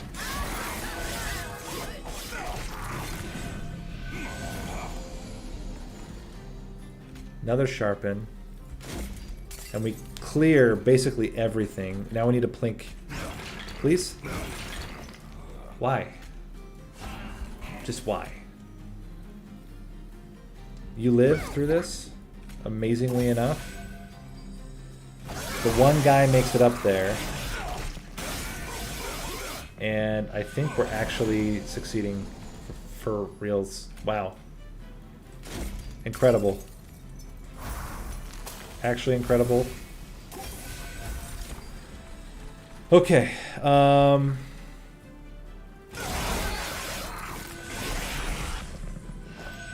Do we do enough now? It doesn't look like it. We need to be able to do way more damage. Even with, if we Steel Enhance, Sharpen, Sharpen, not enough. Quick doesn't change it. Oh, well, yeah. I mean, Quick, he still wasn't going to take enough damage though, because he doesn't do any damage. So we have to actually still put, we still have to put spikes on this guy. Oh my gosh, this is just like awful. What an awful combination of units. But I don't think the Razor Sharp Edge would have made a difference. We still wouldn't have gotten enough damage in time to kill off both the tank and the unit behind the tank. That's all going to be the same. We have to play Sharpen here because we cannot have them come earlier. Play you in the back. Packed Morsels. And play these. Play you. The restore does not matter. Let's just plink. Okay. Because now when we play Sharpen, it actually kills the backliner, which is what we wanted. Try to do as much damage here as possible. Playing you here actually is the best situation for us. The plink here does not matter, so let's plink here instead. Sure, and restore. Okay.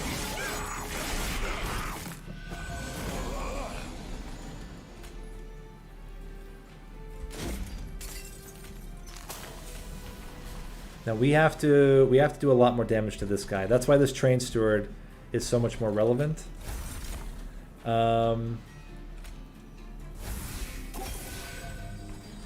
We're going to 9 extra would be 41, putting him at 19.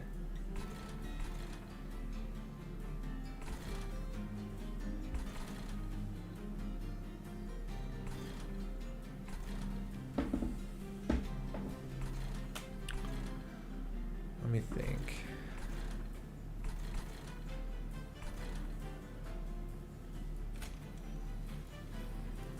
Let's give it to him. Otherwise he just dies. So this guy we can actually kill. That's enough. If we sharpen 13 damage, let's put you up front. 14 damage. Plink.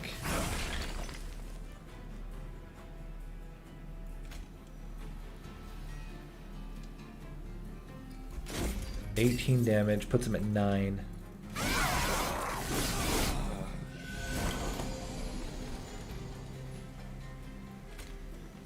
$8.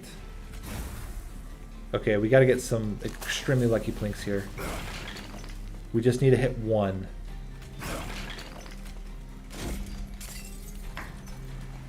Oh my gosh.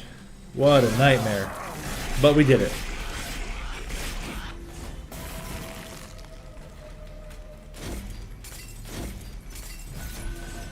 My goodness. Now we just need Dante to show up, and we're fine. But what a nightmare. Holy crap. Shadowbox will, I think, become relevant. And we'll skip here. We get enough Ember through our other unit. Same Pyre, although Awake is pretty good. Pyre Shards. No. We don't take any of this. Maybe, I don't think we take Awake. I think we don't take any of that. Dante, welcome to the team. We've been waiting for you. We're going to go spell upgrades here. And then... yeah, and I don't really like that we had to restart so much. But I really thought, like, man, that was just... It's not even really bad luck. It is... We did kind of set ourselves up by playing all these things, but now hopefully Dante can come in and make it all better. Holdover on the other Sharpen. We're really like going then all in on like spikes, but it is really good on Dante. I don't think we need extra damage. Let's re-roll. -1 on another restore. And I think we're good here. Let's keep it like this. The Dante's Cloak is also really good for the Plinks. Makes them a lot better.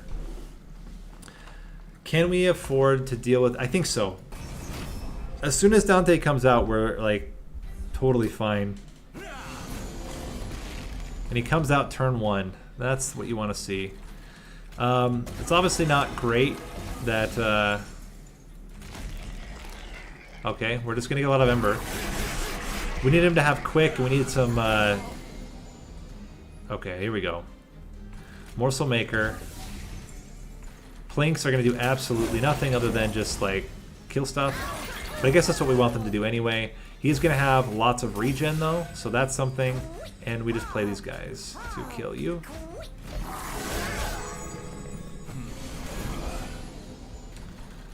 I mean, it's so much higher sometimes. We need to get Stalwart Snack, or we need to get Wretch. You're gonna do plus 10. How much damage is he actually gonna do here? Pull you out. I'm worried. How much damage are we actually doing here? We're gonna start. Okay, there we go. That's what we needed. And now we're in good shape. Okay.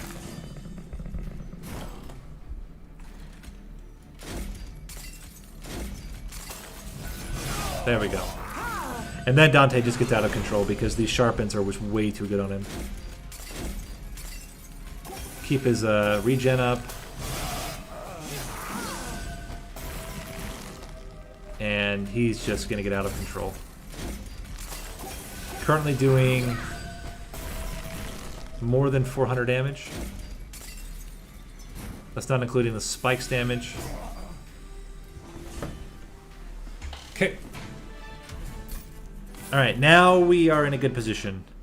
Crucible Extension's kind of interesting, but I think we're okay. Shroud Mitosis is also kind of interesting. We're going to have Guaranteed Morsels, so I think it's okay. Invigorating Solution, just for the draw, might be also very good. Yeah. And then we need to remove a lot of stuff still. Oh, and by the way, unit upgrades. And the unit upgrades that I think we want more than anything else is plus 10 and spikes to start with is not bad. Although I think it's just better on the Wilting Sapwood. And we just go plus 10 damage. We don't need quick because we're going to get it anyway. And damage shield. I actually think this is quite good. Do we need him to have an extra multi-strike? I mean, I guess it's not awful. It's one extra multi-strike. Yeah, I think it's fine, and then we just get extra health on the Sapwood. That Wilting Sapwood actually having some spikes is pretty good. I think we can afford this now. I don't imagine we're going to have any leaks with Dante at this point. With 7 multi-strikes, so 8 strikes plus 10 starting damage, I think we're good.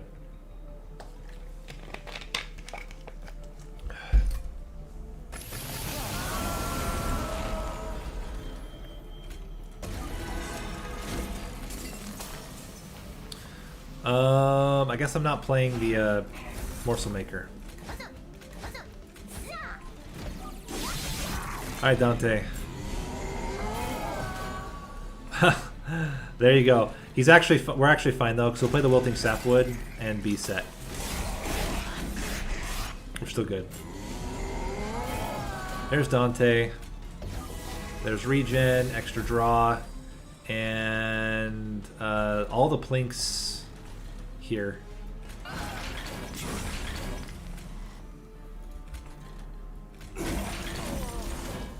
Okay, maybe we should have done that earlier. That's fine. We won't play this one. Yeah, we would take Trample. Okay, Sharpen here. Let's start with this. Sharpen here represents 28 extra damage and spikes.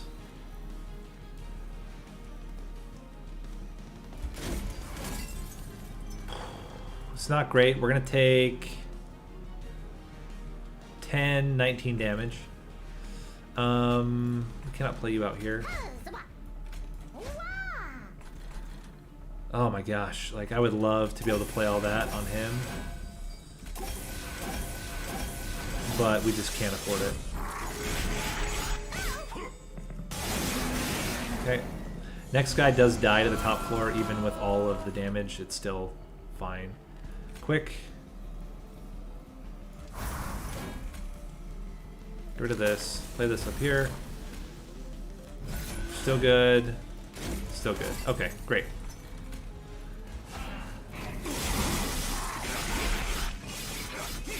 And now we're at the point where he just gets nuts. But yeah, Trample would be great as well.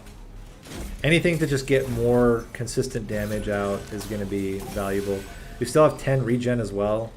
These plinks could hit. Cool. We'll take it. But at this point, he's doing more than 400 damage. We really would like to hit a plink, but it's virtually impossible. Double plink. I mean, there is a chance it kills this guy, but it's like... yeah, it wasn't going to happen. But would have been cool.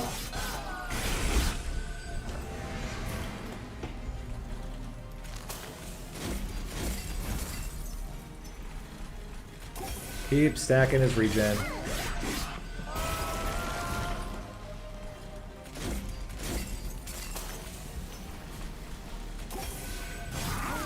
And then it's just removal at this point. Removal becomes the way to win.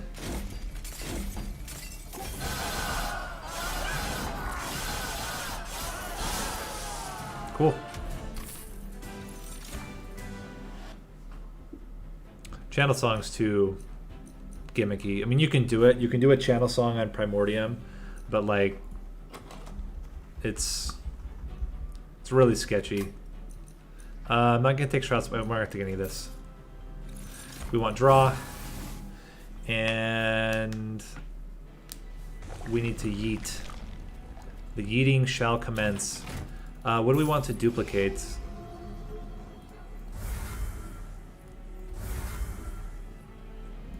What to duplicate? Is it worth? No, it's not. Is it worth a dead weight? Wildwood Sap. The biggest problem right now is that Wildwood Sap, we can't guarantee we get to play both of them before he goes away. But it is pretty good.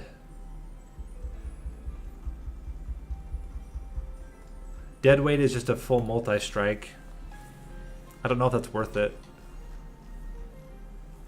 I think we will take the Wildwood Sap. Starward Snack, please. Fan-frickin-tastic. Alright. Now it's much better. It's much, much, much better at this point. 5 turns versus 3 turns is huge. Spikes... I'm going to go for it with the expectation that we get enough regen that we don't have to worry about it. Most of the units are going to die fairly easily. The backliner's a little scary, not going to lie about that. So basically it's Dante or bust. Next turn. We got him. Fantastic news. 17 multi-strike. He's going to have 20 damage. 1, 2, 3. If we play you, it's got to be just better. And then we want to play you so that another one dies as well. Oh, they all die to the spikes. That's amazing. Okay. We're not going to play these guys out. And now Dante's killing him. I think. He's got 20 by... Okay, with one... Steel Enhancer represents 21 damage. So we'll Steel Enhancer and then Sharpen you. Give you Quick. And then give you Restore. And we'll Plink here.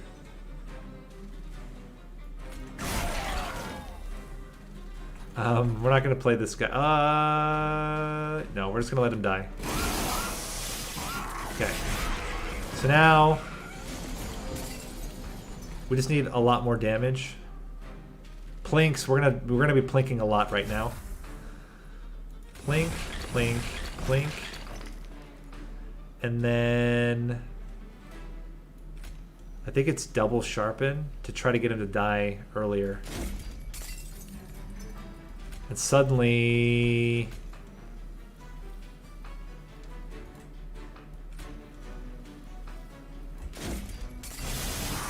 okay, scary stuff, guys.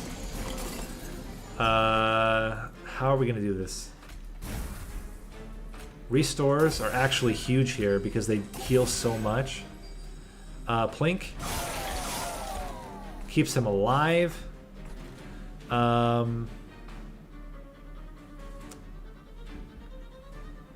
rid of the garbage. Or do we? Yeah, we get rid of the garbage. And then I actually think we Shroud Mitosis the health to make sure that he's not dying immediately. And we're gonna have a lot of crap in our deck. Okay. How are we doing?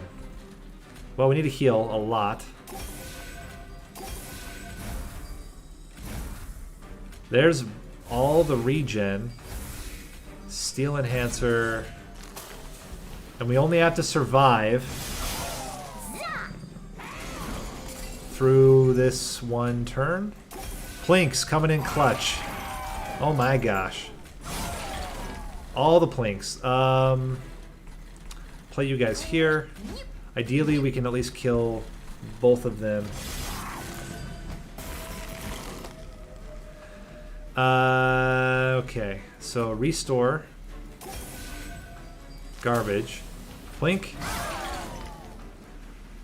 We just need to kill this front one. That was the wrong unit to play there. And I think we're killing him. We have enough regen right now. We actually hit the shadow box, which is hilarious, and we're good. Oh man, scary stuff.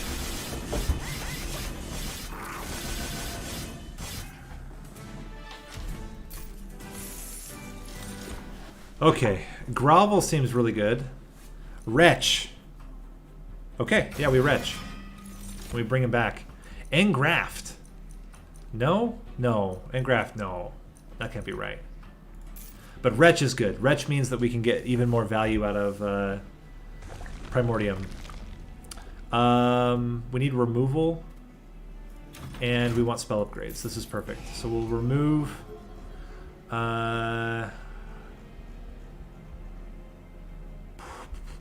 Plinks.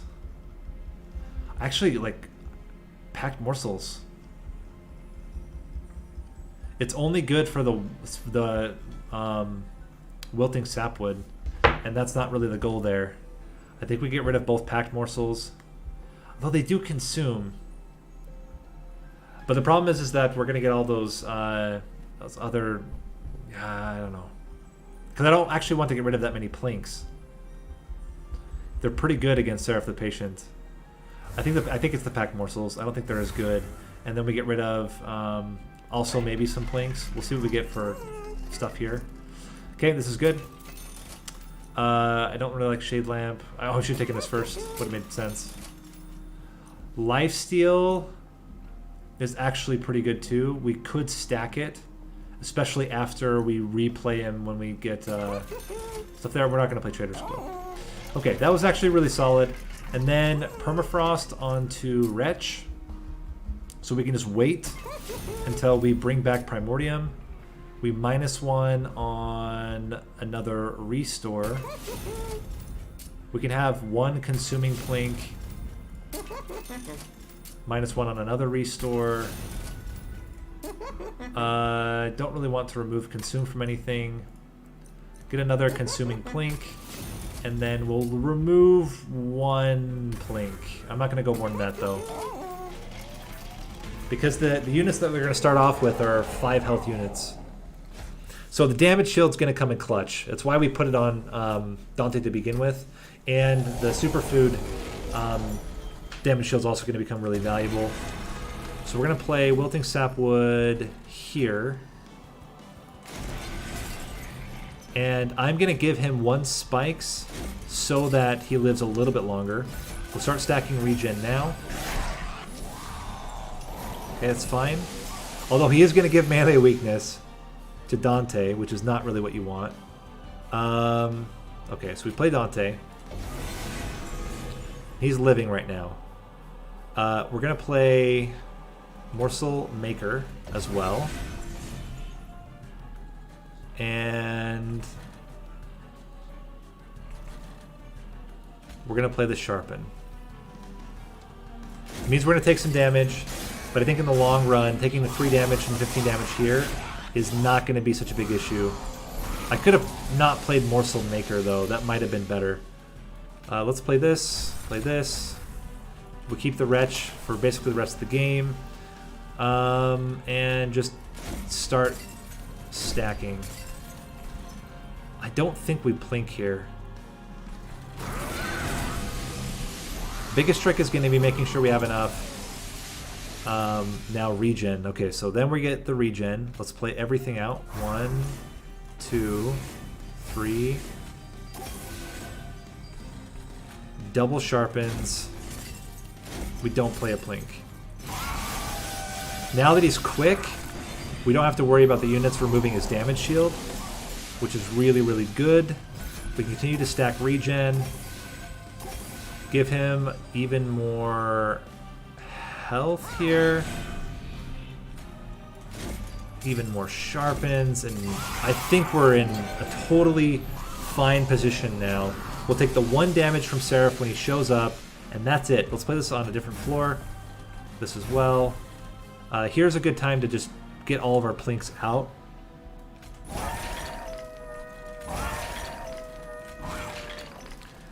Play the 2 sharpens.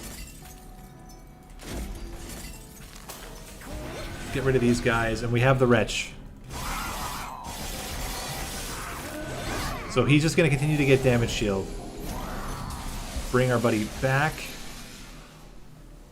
Crap. I totally spaced on the fact that Morsel Maker fills up the floor. Oh, man. Well, he's going Relentless now. I think we can build up enough damage. But that was pretty stupid. Also pretty stupid to play him there. We have 35 regen. You're doing 38 damage. We're totally fine. There's no worries, but that was so stupid. We should have not played Morsel Maker on the floor. That was the mistake.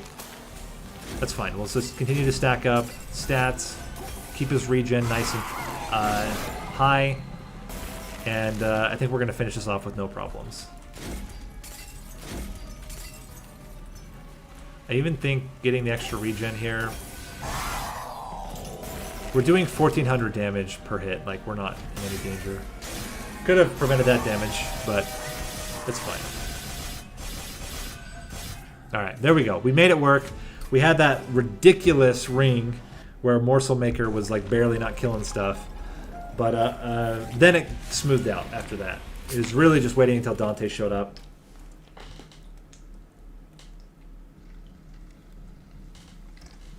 But we made it work. Even after I said I wasn't going to do Superfood again. Okay, now a Stygian Guard. With the Stygian Guard, you really don't want to do Superfood. We probably want Aggressive Edible. And what do we want here? Frozen Lands or Foregone Power? Let's go with... let's go with Frozen Lance. Is the sound pitched up? Shouldn't be. Does it sound pitched up? Maybe my voice is pitched up. I don't know. Alright, let's see what we get for artifacts first. Forgotten Name is really good. And Aggressive Edible. There we go. Aggressive Edible. That's what we want.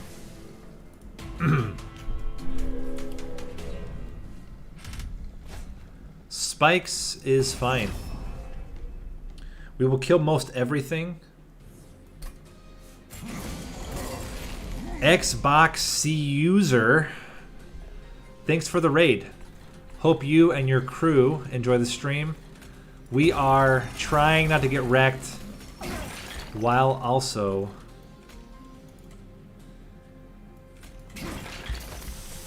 trying to show how to play. Okay, so we start with, let's go with Pack Morsels first. You get damage shield. That's awful. What a jerk. We can play you there, then you don't get damage shield. How about that, fool? And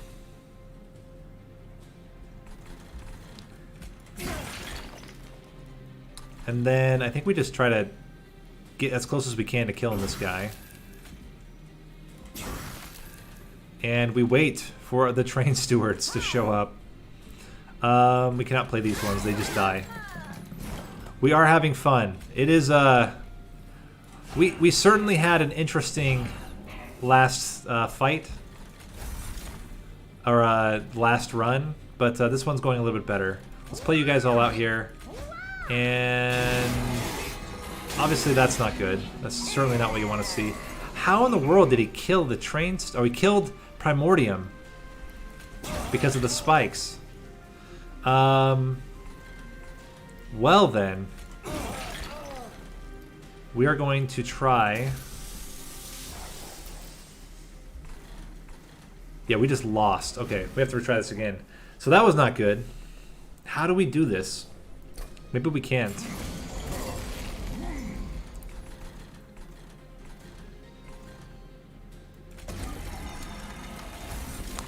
We still do this.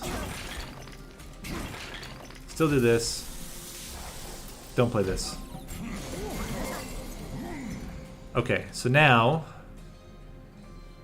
we go Pack Morsels.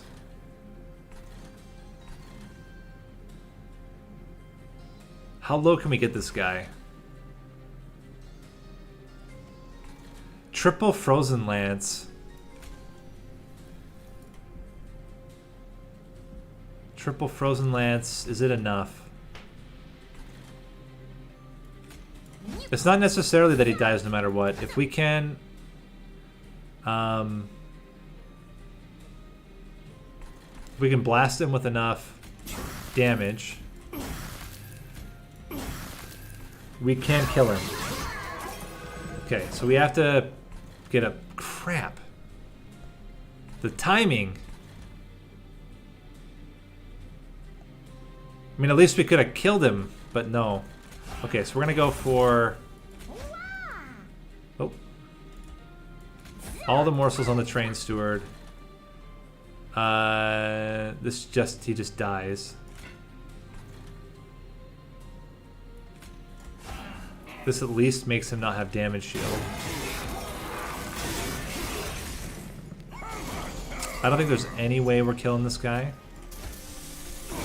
Unless we get some just absolutely nutty plinks, but that wasn't going to happen.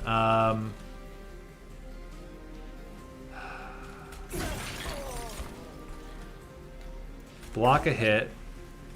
Do that. Smack you for 9.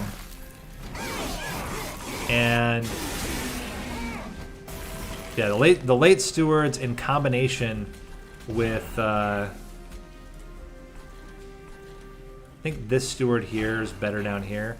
With the lack of frozen lances right when we needed them is kind of killing us here. Okay, so we get to play Plink, Plink, Plink, Energy Siphon, Frozen Lance, and we survive by the skin of our teeth. Holy crap. Alive at what cost? That's exactly right. We're going to take the Mind Collapse here. And... Urchin Spines? Or Crypt Builder?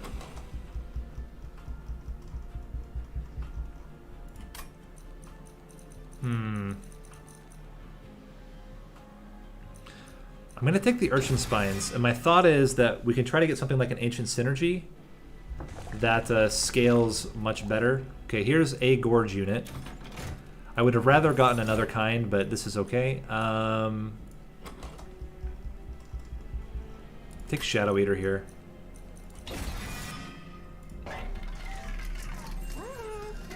Get him multi-strike. Get him base health, or maybe damage shield. No, I think we just get him base, some base damage, and he'll be incredibly strong. But no matter what, even if we play this, okay, the only way that we lose immediately would be if we got literally a 4 capacity floor on top, and we didn't get any plinks, and we didn't get any of our other spells. Do we dare? Do we dare? For 75 coins? No, we don't.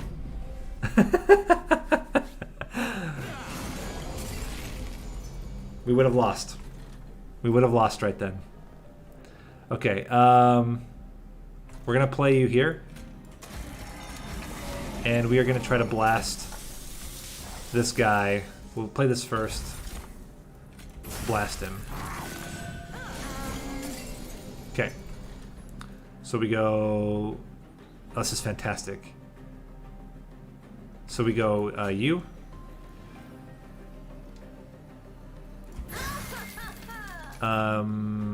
Play this.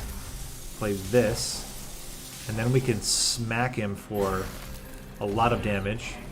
I mean, look at this guy. He's already at 30 by 2. And then anytime we can get more morsels, he's just loving life, right? Plink. Plink.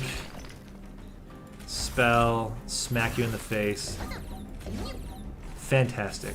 Fantastic stuff.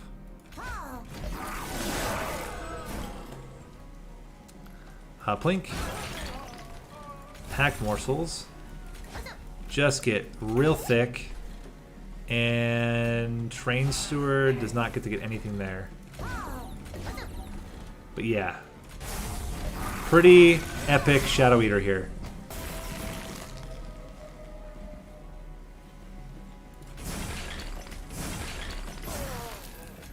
Cool. But very, very good that we didn't take that trial. We would have just immediately lost. I think another packed morsels? Is that too many? I think it's okay.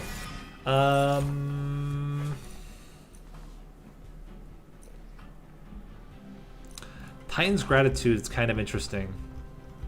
Because we do have the Attune, and then we're going to stack a lot of damage. But I'm going to take the Crypt Builder with the expectation that we somehow get a spell that can enable it. There's a lot left that we could get. We're going to go for a Stygian Banner. We do want, in the end... Whoa! We do want, in the end, an Incant Floor. So we're going to have an Incant Floor and a Gorge Floor, because you can Incant to play a lot of your stuff. Whoa! Purge a spell. Crypt Builder. Okay, we have a 66% chance that that Crypt Builder just became free.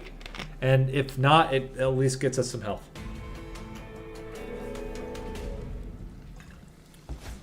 Days is a little bit scary. Days is scary because we could have a stun when we need to be killing things.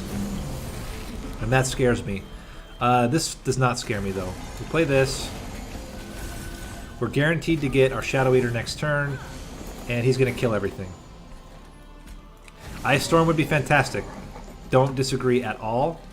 This is a tough question. I think the incant here is more valuable. Let's play it like this.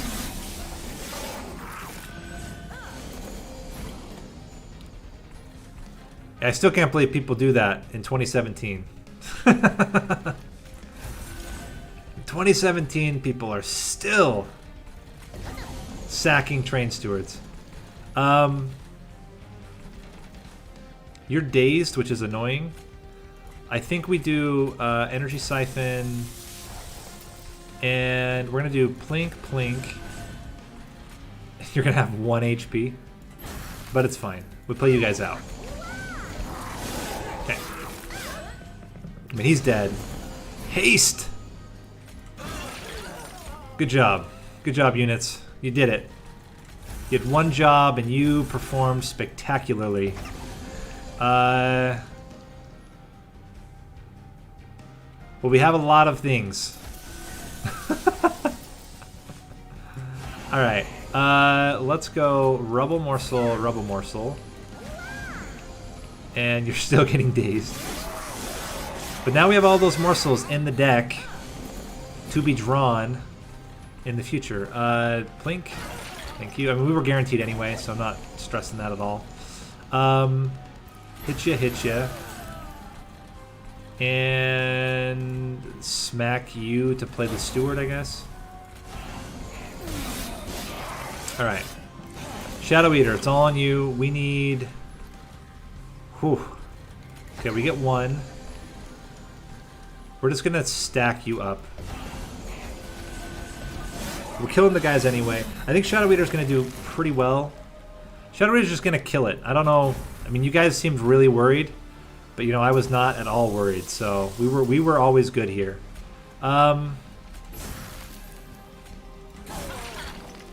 We were never at risk, and shame on you guys for thinking that we were going to be at risk.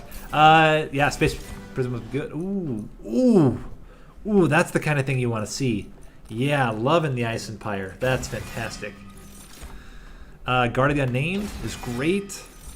And then we want... Is it Capacity? Is it Capacity or is it Draw? It's so hard to not take Draw when you have incant floors. Sowlink, welcome. And viewers. That's 2 raids, guys. It's too much. Yeah, I think you're right. Hope you guys enjoy. You missed some scary times. We're past the scary times now. We're into the good times. Morsel Master is interesting. But I think here we already have too many priority units. I think we need to trim. And getting rid of stewards certainly helps. We want our Siren of the Sea to be much stronger. You need health.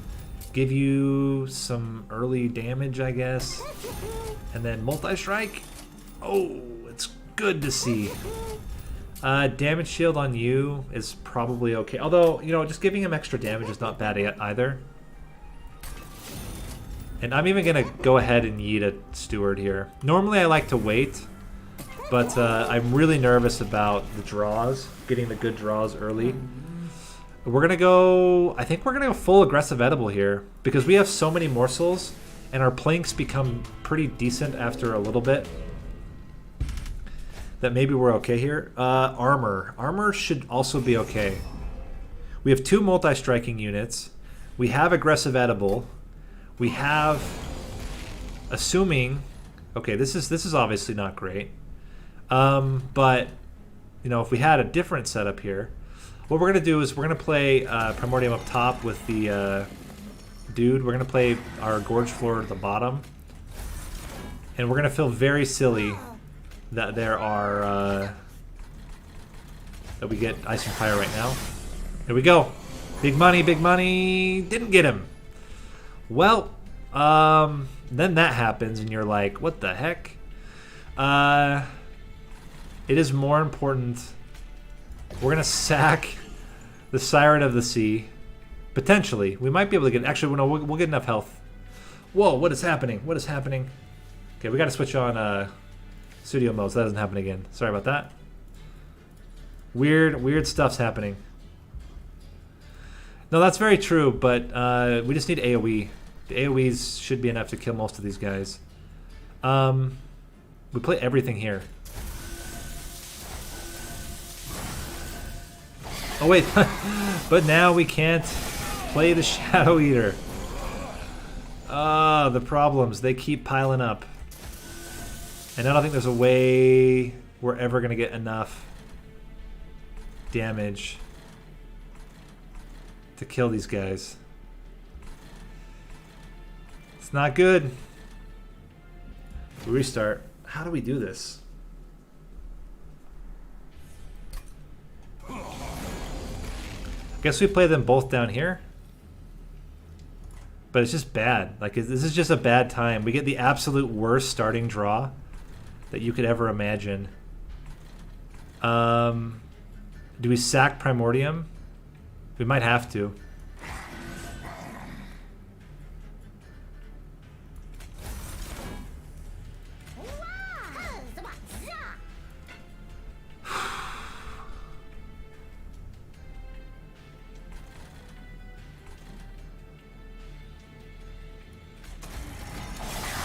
So what we're gonna do is we're gonna play the Siren here,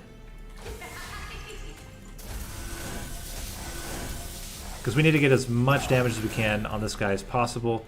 We're gonna eat this damage. Nothing we can do about that. Now we need Shadow Eater. The problem is exactly the point we just talked about. We have to get a Plink to hit something and kill something. It's not gonna happen. So we're gonna take another 15, 16 damage. And then we have to get... Okay. Packed Morsels, man. Coming in insane clutch right now. Because we were dead. We were absolutely dead there. Train Steward, good luck with you and what you're doing. Now I think we're going to get... well, at least we're gonna hopefully get through this guy so we can hit. We can't even hit the next guy. It's not good. Scary times are back because the Plinks, man.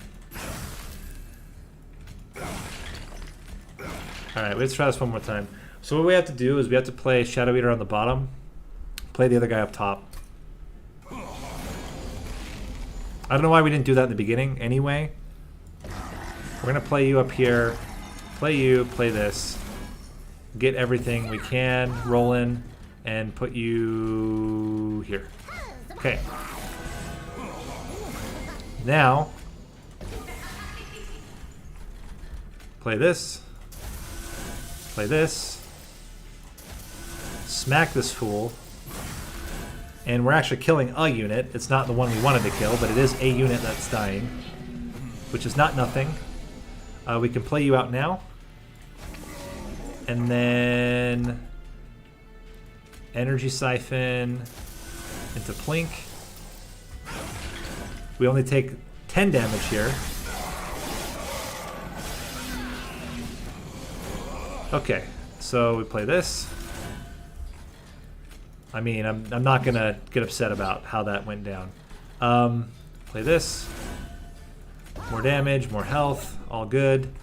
Play you guys here with our Train Steward, and then just spell. And I think we're okay now.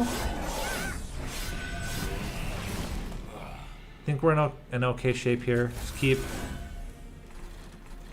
it rolling here. and hit you. That's a plink. We can actually hit a plink here. Nope. Hit it. Fantastic. We killed the backliner. Smack you. Frozen Lance, Frozen Lance. And suddenly, out of the depths of despair, success has shown itself. Sure. I mean, you're going to die to this floor.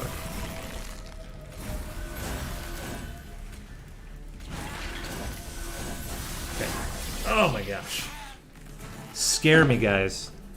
Scare me. That was very scary. Crucible Extension or Grovel. Grovel's really good. We're going to take Grovel here. And... skip.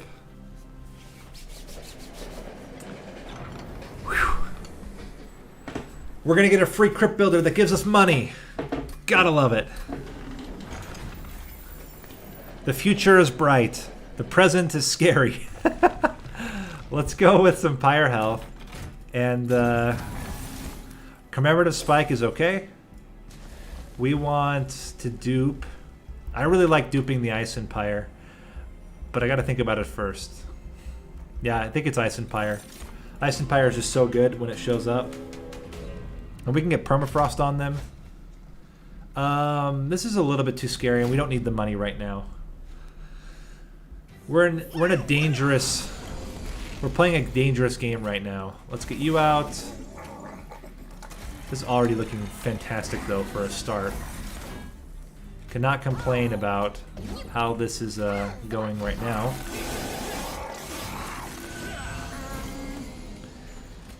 Alright, get in there. And then smack. Smack. Cool. Alright. Play this. Plinks. Plinks. Probably damage there. Play one here. Play one here. And then Mind Collapse him. I don't know if we want to play Urchin Spines like this. I don't think it's worth it. Okay. Ice and Pyre. Thank you. All the morsels. Appreciate. Just really, really appreciate you guys showing up there for me. And Grovel's great. Plink. Not quite killing him, but that's before we get to play these dudes. Okay, I mean, it arguably was not that great, but still. We're going to play you guys here, and we're going to double plink up top, and we're going to hope that we have enough damage. Because our big damage dealer just got wrecked. Play this, play, and we are just banking on hopefully getting one of our two Ice and Pyres. Oh my gosh, coming in. So clutch. Wow, okay. We don't need another Ember Cache. We're going to skip here. Ancient Synergy. Okay. That's what we were hoping for. We need to get holdover on something, though. Maybe it's holdover on the zero cost Crypt Builder. We have no spell upgrades. Don't love it. We will go Trinkets and Removal then. Remove a Train Steward. And let's remove... Part of me is like Energy Siphon. But I guess it's okay. Maybe it's the... Yeah, let's get rid of a Plink. Yeah, that's true. That's the one issue with Shadow Eater, is that he's not so great during Relentless. Hey, how's Banners? I'll take it.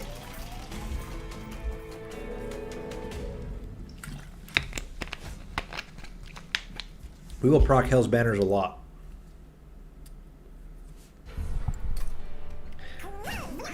Alright, how we doing? Okay, so... Can you survive?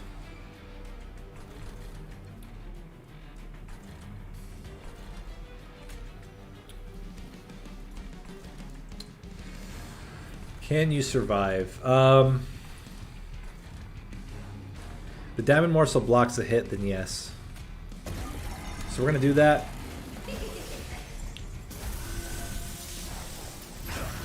We're just gonna try to get as much damage as possible here. It's obviously not the ideal play, is to set them up on the bottom floor. Okay, Plink's gotta come in super clutch.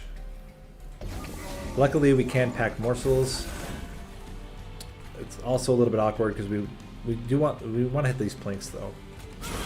Hit one of them. And then let's get rid of the Antumbra Assault. Play you guys out here as well. Prevent any damage from hitting you. And do we just play this to incant? I guess it's actually more damage in the end because it's 11 damage versus the 10 armor he gained. Okay. Get you down here. We have unfortunately increased spell costs. So what we're going to do is we're going to pop this guy. And then we can play packed morsels because it doesn't matter.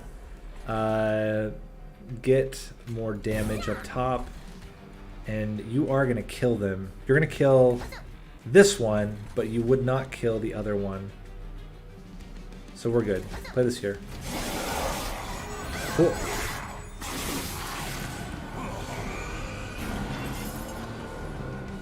Fantastic. We play. You know what? Let's start stacking up here. Give you a damage shield like that. Get this down. Spell, spell.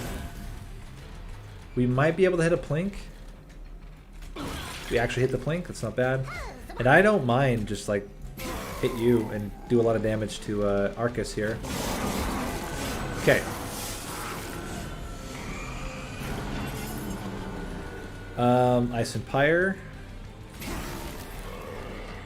Spells. Let's go Energy Siphon, Energy Siphon.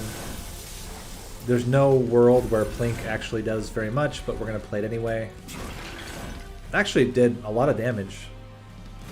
A surprising amount of damage. Oh, okay, this is really good. So we can start with Ancient Synergy. Then we can play Packed Morsels. Give you all the stats. Then we can play Crypt Builder for huge value. And Plink. Okay.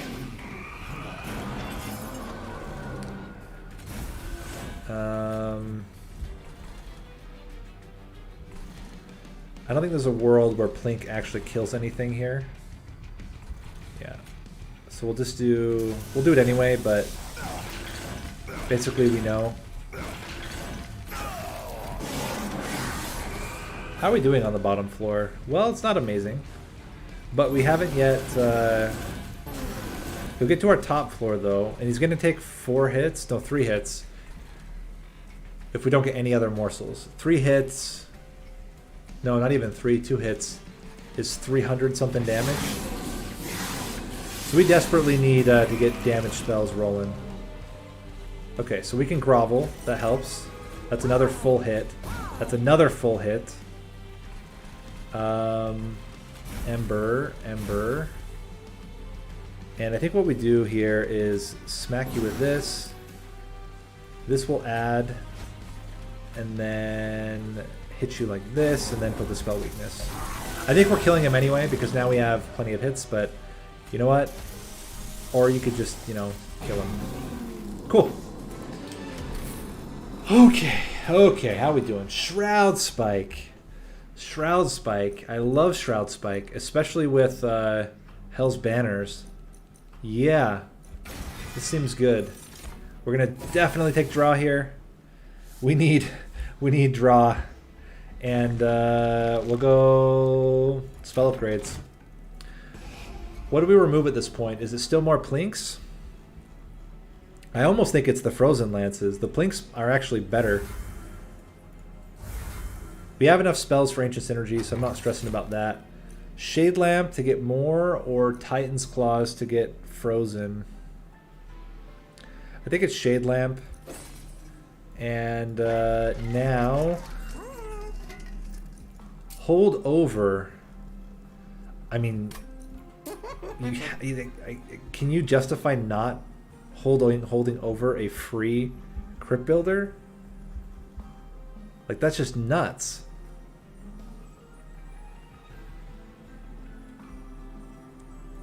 I think we take that, and then we -1 on Grovel,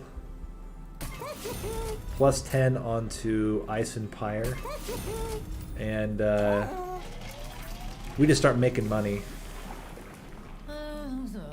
We're gonna go again, aggressive edible.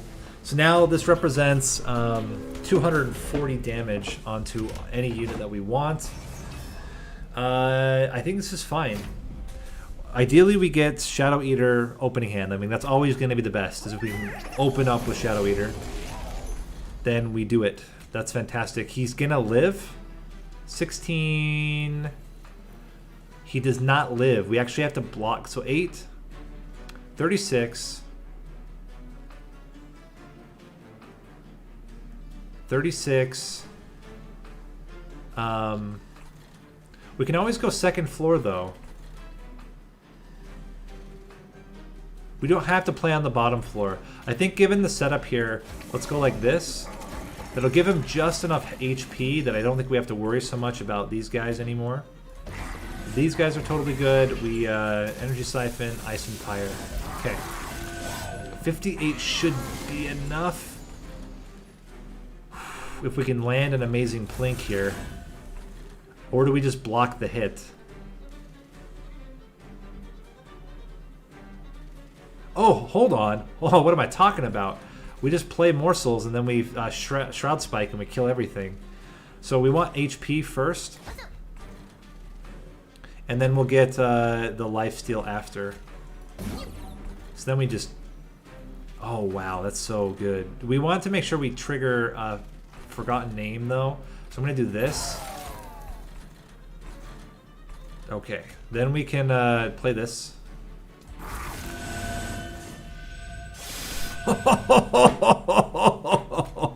Erase the floor like it never was, and then play you guys out. Okay, that was pretty hilarious. Let's play Grovel into double Morsels, and then we can play this. And I actually like Ancient Synergy down here. Oh my gosh, these Morsels. Do some damage, Morsels. You can do it. Smack this fool. Plink. And we're good. Oh my gosh, that was amazing. Alright, let's get our Morsels rolling. Spell... And we're absolutely fine here. We're not even going to play the Crypt Builder to do damage. We'll just play it to incant. As long as he is surviving the hits, not stressing at all. That's good. That's great. Get another one in there. Play you up here. I guess this is okay. That's probably okay. We can manage that. And then this, and there you go.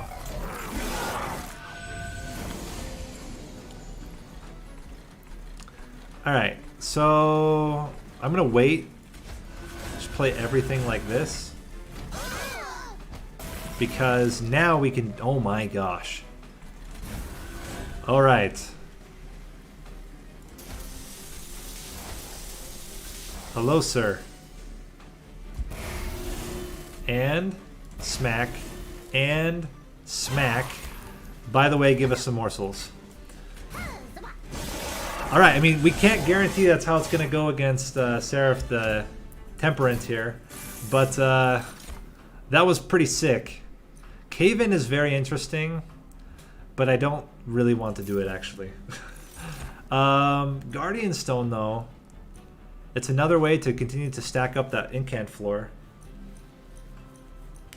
And he does fit. It doesn't mean we can't fit a morsel up there, though. Well, we can if we play it on a 6 capacity floor. I think it's okay. And we're going to go again. More spell upgrades here. What to remove? Probably still more Frozen Lances.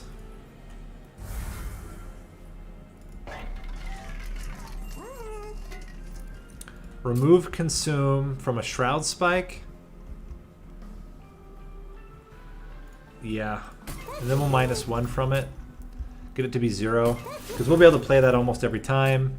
We can add this. Hold on. Before we go crazy, let's make sure we don't have Founding Seal. Improved Firebox would be insane if it, hit stuff, but I don't think it's likely. I don't think we need Teeth of Gold either. Shadowbox will probably hit. We get a lot of morsels, so let's do that, and then let's just upgrade spells. Okay, so we'll do a Consume on a Plink. -1. We can -1 and hold over. Do we -1 hold over Ice and Pyre for safety purposes? That seems really smart. And then we can get another Plink. I mean, hold over on Grovel is also good, but we get... Whoops. We get automatically morsels if we can kill something with Ice and Pyre. And I think just making sure that the top floor is not taking any damage. I'm not worried about the Shadow Eater. He should have enough health, and ideally we can somehow protect him enough. So we can play on the bottom floor immediately, which is pretty good. And we can immediately play Shroud Spike, which is also kind of hilarious. You're good. Ember Cache, pack morsels, get more health and damage, and then just kick her off right. Love it. Oh my gosh, into another morsel miner. Nutty. And the thing is, the sap is going to go across 3 floors, which is amazing for us. By the way, we're already at 8 of 20.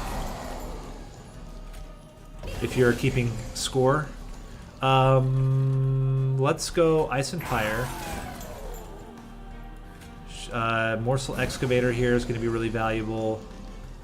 I actually do like stacking onto Seraph already. Because if he ever comes up top now, he's like in a bad spot. I don't really want to play these on the bottom floor though. I want to just incant. Okay. Good. Sap them. Yeah. You teach him. You show him who's boss. We have to play Grovel here so that he lives.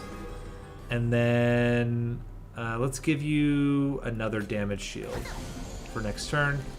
Play this for free. Play you. Play you. And we can now fit another morsel. Let's give you probably just raw health. And then just stack stuff down here. Okay.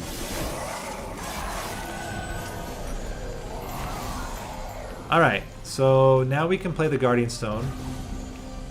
We are always going to be able to kill this guy. Oh my gosh. Why? Why you gotta do that, game? Why you gotta misplace? It's just mean. It's uncalled for. Let's pop this backliner off. We are gonna still play. There's so many morsels in our hand. We're not gonna play the pack morsels yet. This does make sure everything dies. Let's do that. Hopefully that one miner doesn't come back to bite us. I think we're probably fine, but it is very annoying. Let's start groveling you. We can play 3 of you here. There we go. There's Shadowbox. And we, despite all of this, still cannot play all of our stuff. Yeah, hit ya. Get wrecked, son. And, yeah, we still have too many morsels. Good. Good. Kill them. We need to get rid of them. Oh my gosh. We need to kill something though. Let's kill. Can you? Okay, we can kill this guy. There we go. Oh my gosh. Oh boy.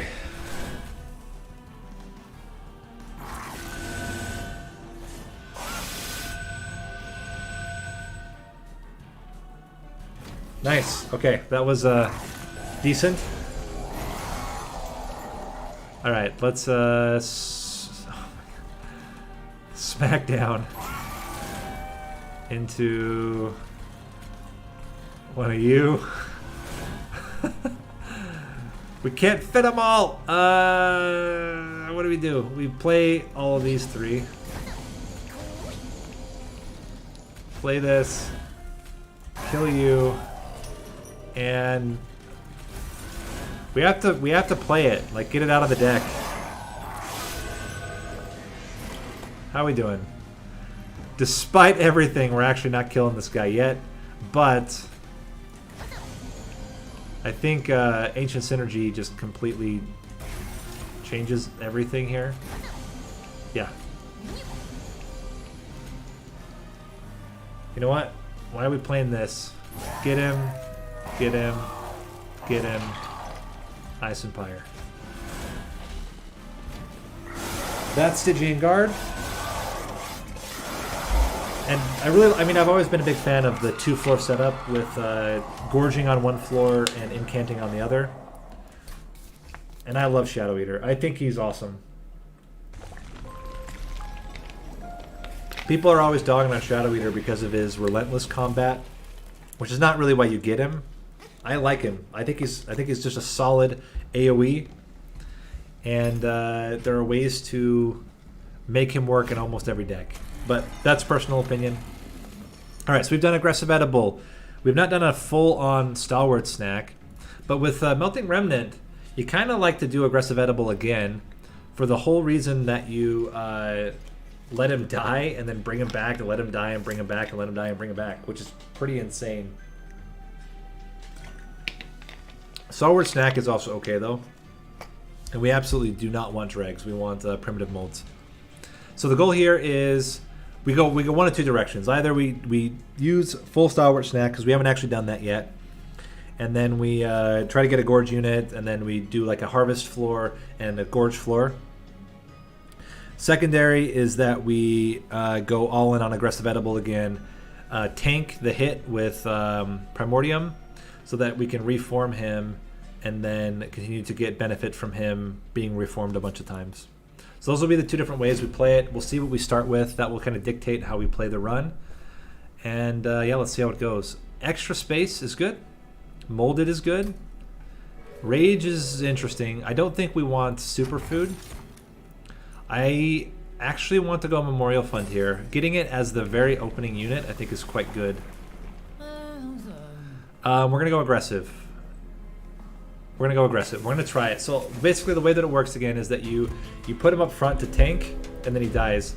Stalwart Snack still works with the Remnant plans. He'll burn out for running. That's true, but like the whole point of this is that we want to get the stacking of the health, or sorry, the stacking of the damage. So if we guarantee that he dies, no, you'll see. So watch how this works. It's pretty good. Mark of Invasion, I'm not going to take it because I want to show you specifically how to make this work. We are not going to kill the backliner. We want him to make it to the top. It's very important to this build that he makes it to the top. So now we put a Train Steward behind to tank the hit. The Train Steward should get enough damage to kill the Disciple Protector. Actually, we can afford to kill this one if we need to. So we will try to plink here, and then afterward we won't plink. Actually, we can plink. Yeah, this is... We need you to get damage. Alright, hold on. How are we going to do this? We're going to play you guys on the bottom. I really wanted to do it, but it's fine. We'll have enough damage that we're just going to kill the unit anyway. Unfortunately, there's no way to enrage this guy. But we should be good here. We can plink Into more damage. Into more damage. We'll take 2 damage here. We want as many things to die as possible, basically, because of the Memorial Fund. So you're going to also die. And then we want to start reforming stuff. We just want as many things to die as possible. This is all good stuff. Give you some extra rage, plink, crucible extension.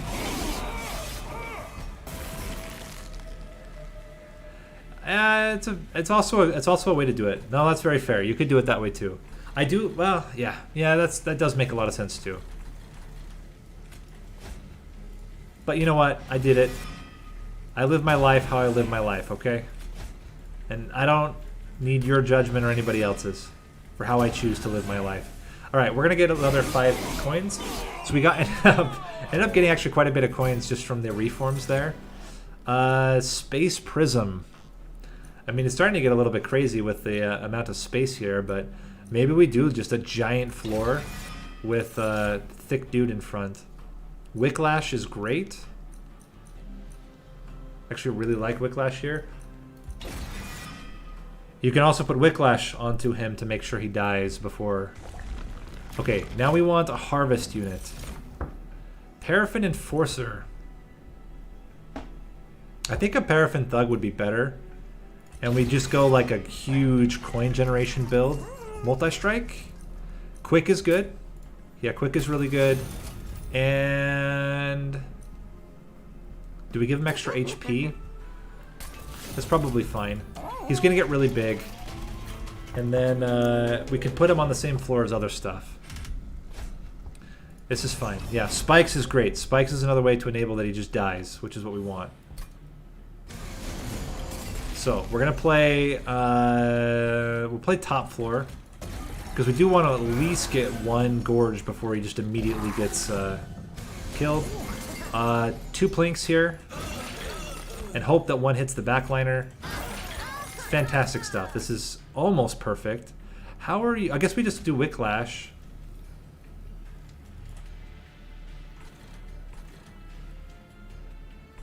Wait a minute.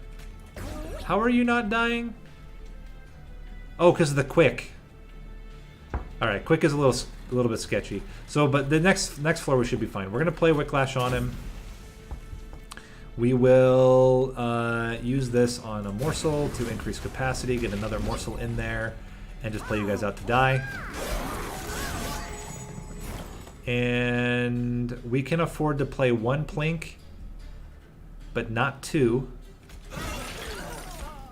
And unfortunately, we're going to take 8 damage, but I think that that's okay. And then we want things to die, or we want things to be reformed and then die. So we don't actually want to eat that. We just want to keep it around. Cool. We take 8 damage, and then reform. Primordium. Thank you. Please hit the backliner. Thank you. And we want everything to die. Bring back Primordium, please. Thank you. Again, want this guy to die. He's not going to die, unfortunately, so let's put him up here. We can put a Trans Steward in the back. And it's all about the number of things that we can have die right now. You would die. That's great. Please do. Would love it. Cool.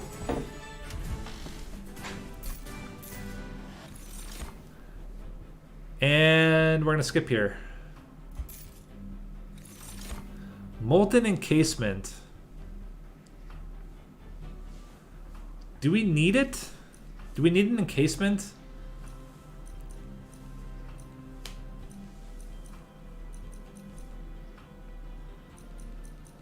This is a very valid question. Do we need an encasement here?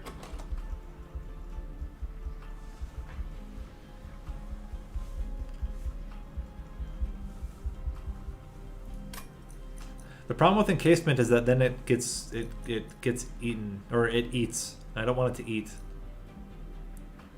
It's one of those rare cases where I actually don't think that a molten encasement is good. Normally I love the tomb units. Superfood would give stealth, but I don't know that we're going to go superfood. I might just go all in on aggressive edible and just get a huge, massive unit. I do want a harvest. Okay, Wickless Tycoon is a kind of harvest. We're gonna go all in on money here, and let's get another Wicklash. The earlier we get Wicklash, the better. Minor refraction or major refraction? It's minor, and make you tiny.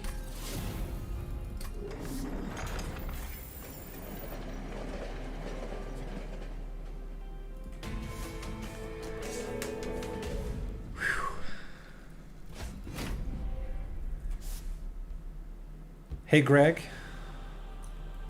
glad you're enjoying the videos. Welcome to the live stream edition where you get to see the fails happen in real time. I think this is fine. We let him get yeeted right at the beginning.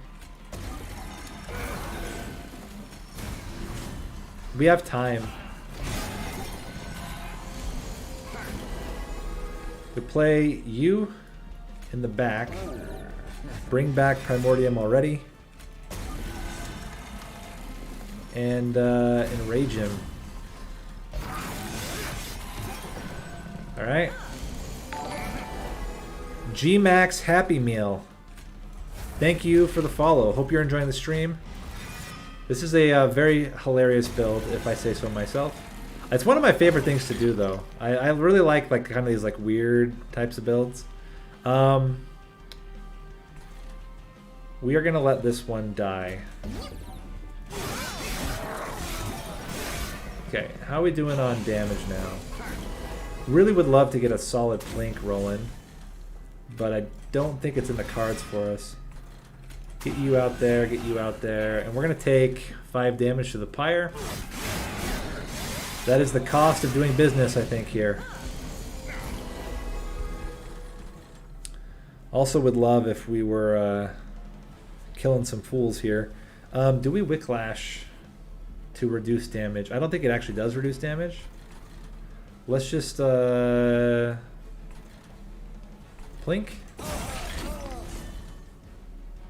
Let you get killed, and Plink, and let you get killed. No, you're gonna quick anyway. Let you get killed here. I'm honestly not stressing at all. We'll do this. Really would like if we could kill some of these things before they hit our pyre, though. See if we can bring back, whoops, Primordium. Oh my gosh, we actually hit him. Kind of hilarious. We're gonna take 8 extra damage. So we're really pushing it on the edge here. So hopefully all the money's worth it, because we are playing a very dangerous game. Now, though, we're just killing it. Oh my gosh. This guy's going to be so stacked. Get out there. And we have all the money. So we need to make good use of the money so we don't feel like complete fools. But man. Endless. Okay. I mean, that just negates the issue. Wretch also is a good insurance. But, I don't know. I kind of like getting burnout on him. That's probably good. Oh, you know what we could do is we could get Endless, and then, oh wait, but we want him to keep growing. Do we, though? Do we need it that bad? Because if we get Endless, we can do a lot of other stuff that we can't do without it.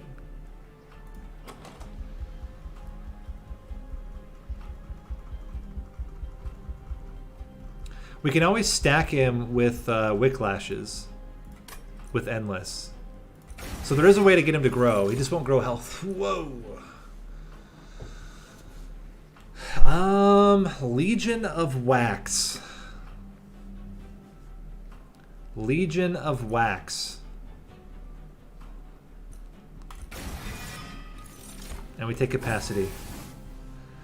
Guys, I don't know if you know, when Legion of Wax breaks, all of the sub-tier waxers get the stats. So if we get multi-strike, large stone. I guess this guy can get thick. Is that even right? We can fit both of them and still have 2 extra capacity.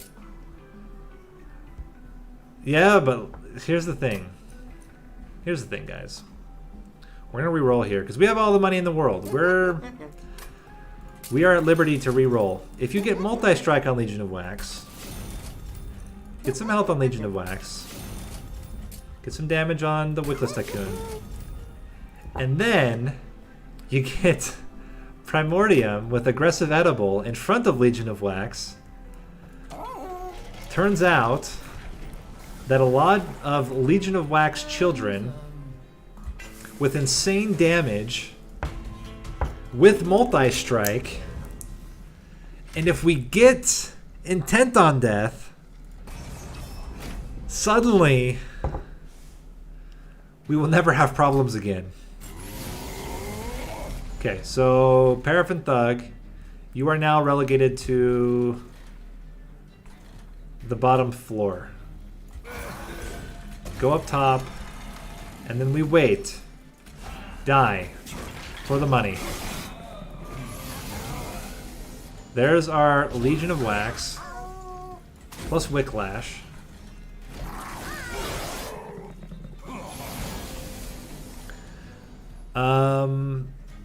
There's no current way to keep him alive. Let's play you down here. So let me think. What do we have as a reformable unit? We have the Train Steward. I'm actually okay with this. Less okay with that, but it's fine. We play you up front, kill the front unit. Let's increase capacity here. Because even if the Legion of Wax breaks, the sub-tiers don't actually get...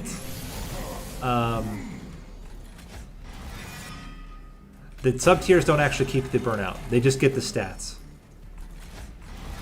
The one issue we are having is currently, until he breaks, we're a little bit struggling to kill enough units.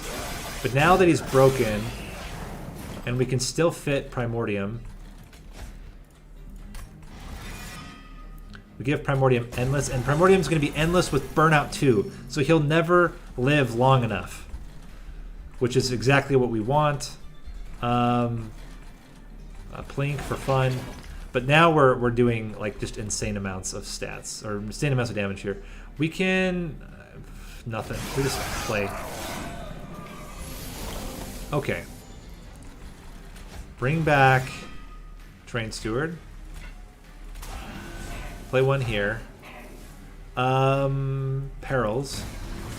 All the Plinks. Nothing. There he goes. He dies for a good cause.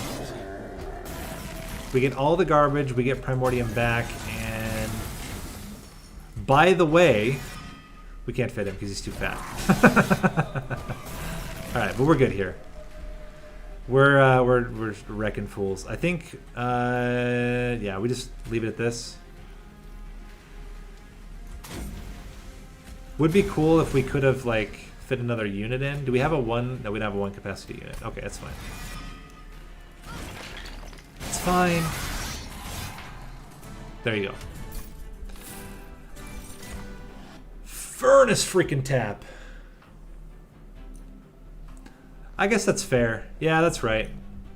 Feast is also really good. Just to get more stacks faster. And skip. Thug is still 1 capacity. Oh, you're right. Thug is 1 capacity. Oh, man. I'm a fool. We have all the upgrades we can fit onto these units now. So we're going to go directly into right path? No, I think we go left path and we just spend money on yeeting. The great yeeting shall commence. We need to make sure we have all the stuff we need as early as possible. So let's yeet. There's another multi-strike. Yeet train stewards. Yeet planks. And now we should be totally fine. Non-boss enemies recover. I think we're okay. As long as we get Legion of Wax by turn 2, we're fine. I mean, there's a decent thought to say, do we change things up? But I think we're good here. We play you, give you Whiplash already. Plink that maybe hits. You never know. Did not hit. Let's play you in the middle floor. There's Legion of Wax. And I'm going to put him in the back now that we know he's going to die. Play you here. Give you the extra... Oh, crap. How are we going to kill the backliner? We have to hit the Plink, basically. But we really need to just bring back Primordium. So we're going to bring back Primordium. We're going to take 13 damage here. For our sins. Oh yeah, he gets full health. What am I talking about? We took a lot more than 13 damage here. Bring him back again. Give him a Remnant Pact. And now we should be in a much better position. We're doing 113 per, and we can feast. Don't mind that at all, and it's okay if he dies. Everything's fine. Yeah, we're good.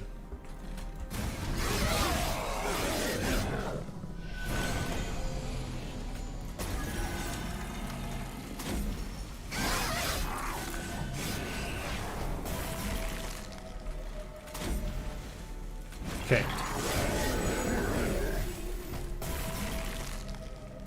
Beast. Play him to get some money. Double blink.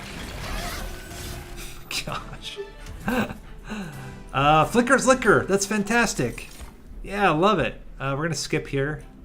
I don't think we want Void Binding. Cannibalize is kind of interesting. I don't think we want Bounty Stalker. Remnant Host is good. We'll take Remnant Host. Just for the Harvest. And to potentially get some extra damage out. We're going to go left path here, get some money. What do we want to do with our spells? Guess we can make our planks way better. I don't know. We can get holdover on Apparels of Production, and then I don't mind stacking it. -1 on Crucible Extension. +10 on... Oh, holdover Feast.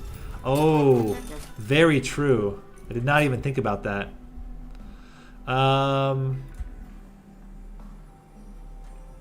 I don't know.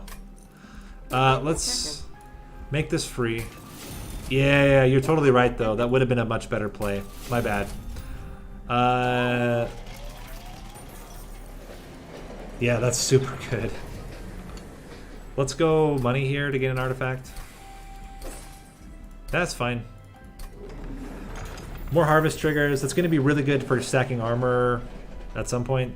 But it's really Intent on Death is the card we want. Intent on Death just makes it so we don't leak anymore, which is the current issue. Well, it's fine if we get Legion of Wax in the opening hand. I almost wonder, do we yeet the other units just to guarantee Legion of Wax shows up? Well, here we don't.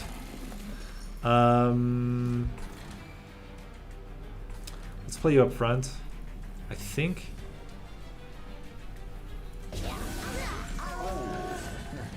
Increase capacity here. We don't play the perils yet. Get our buddy in there.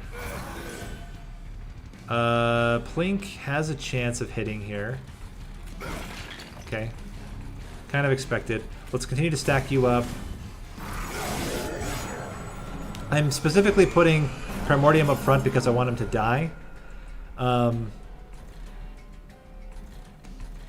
Let's go with everything else first. Play you.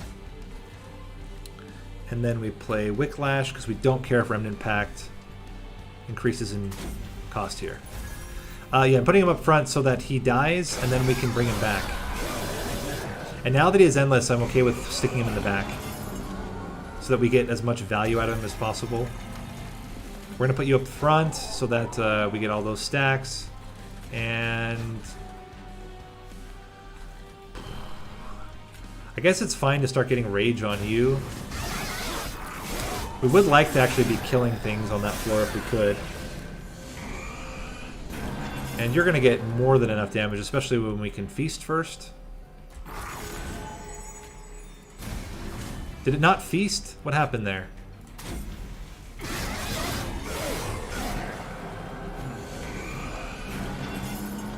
Okay, play you back again. Play this again. More capacity. And what can we bring back here? Another Remnant host. Fantastic. We're actually killing this guy. That's what we like to see. Double dudes. Keep stacking. Plink here does not really matter, other than we could potentially, yeah, get a kill there. And the other, oh my gosh. Get wrecked. Bringing back Legion of Wax. It gets us a lot of money too, so there's a lot of benefit there. Keep stacking you. Another Legion of Wax. Another Rubble Morsel. Another Remnant Host. We're going to put you here for money purposes. Put you here for money purposes. And, yeah. We get a lot of money from all these things dying.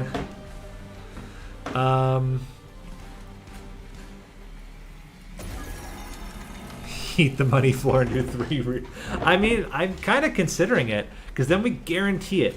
And that's the biggest problem right now, is that we can't guarantee that we're going to get them. Put you up there.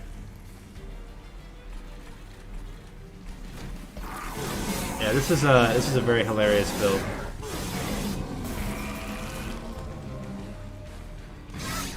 We're not even going to feast, even though we could have. Alright. There's another Remnant Pact. We don't need it. Wax and Spike's kind of interesting, but I don't think we're going to take it. I think we just skip here.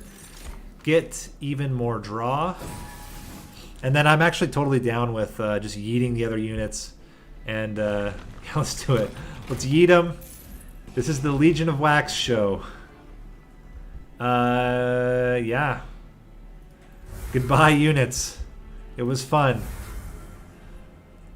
And double extinguish triggers would also be hilarious. But we didn't get it, that's fine. 2 units get burnout, doesn't really matter. Skip. Lifesteal? I don't know. I think we just get rid of more cards. Plink. Bad Plink and Bad Plink. Let's save money for the Relentless. Okay. Aggressive Edible. And then we're good.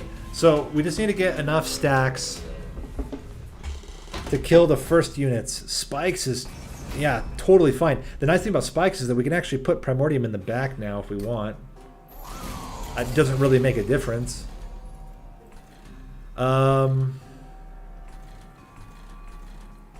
So let's go like this. Let's go you, Plink, because I am a bit nervous around how much damage we're gonna take from this first unit. We're actually gonna Wicklash. So we're gonna. Oh, hold on. If I Wicklash and then feast, we might be okay. But if I Wicklash and feast that way, it's the same amount of damage, but he'll die, which is what we want. Actually killing him. That's amazing. Okay. Morsel, good luck. Up there. Okay, so now the Legion of Wax breaks, which is what we want. Because we desperately need to play one up top. Oh, okay. How are we going to do this? Primordium? Hold on. 1, 2, Remnant host breaks with the first one. We can at least get 110 damage on the backliner, which is pretty valuable. We can also block. We can do some more damage with you in the back. And then we're going to play Primordium up top. For, oh wait, no, we need to play him on the bottom. I'm a fool. Oh, what are you doing up there, you fool? I mean, this is actually looking pretty good down here, though. Let's plink. Block a hit with you.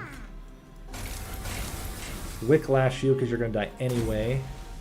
And start stacking damage. We're going to kill both. That's good. Okay. You're going to be a real jerk.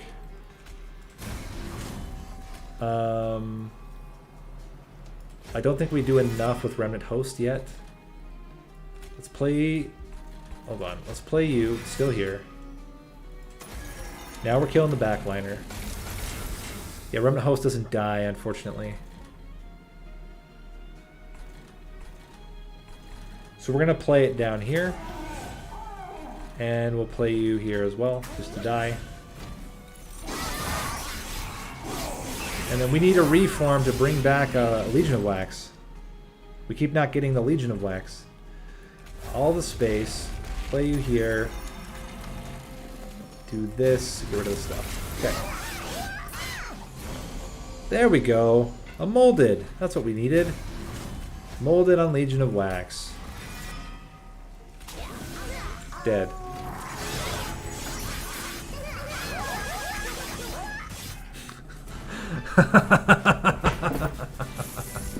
Alright.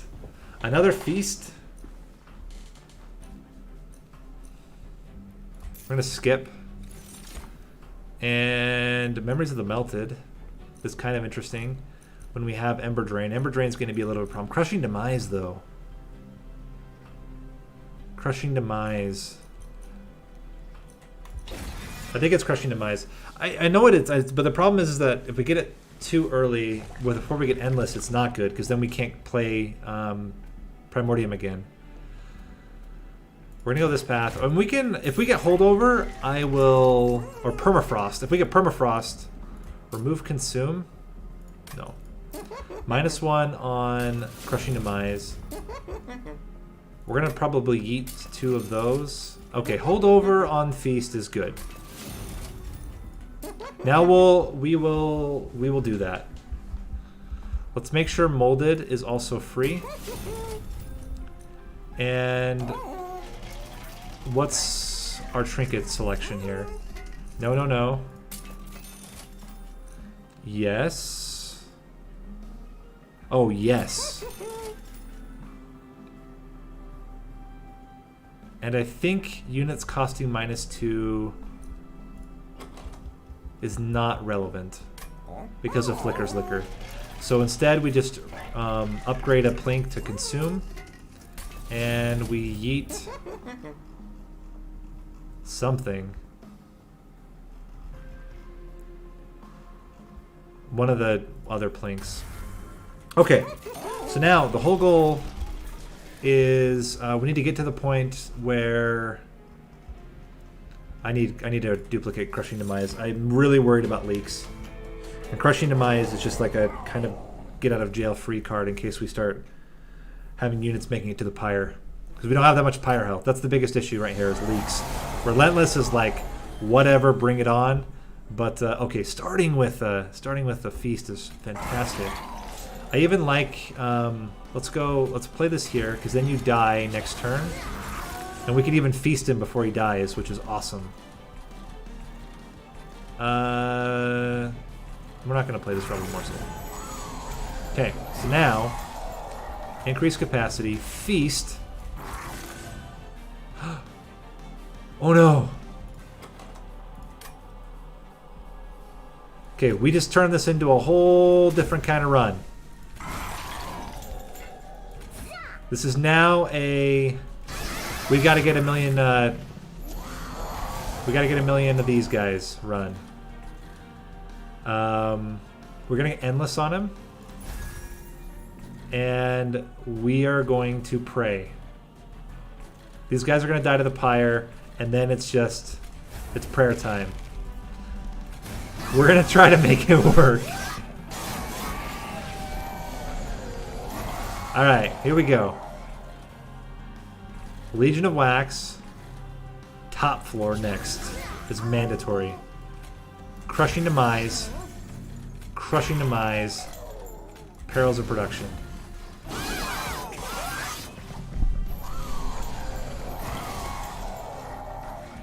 Still killing it. Still killing it. Legion of Wax. Wicklash on him.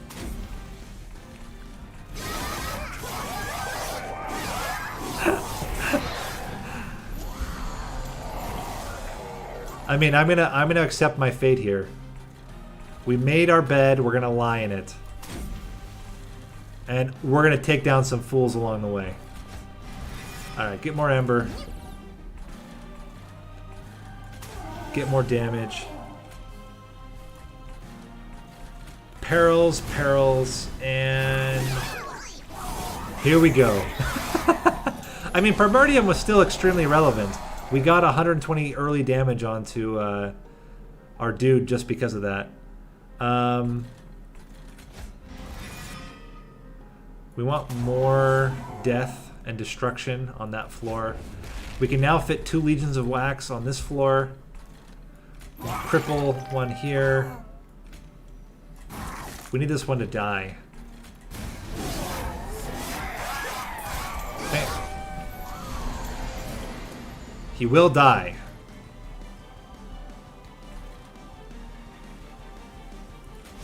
Bring back our tomb. Crushing Demise did not do anything. We're killing him on the bottom floor? That's insane. I don't believe it. Oh, this series, guys, it's gonna kill me. We have 1 day left, and with that, Primordium. Oh boy! All right, it works.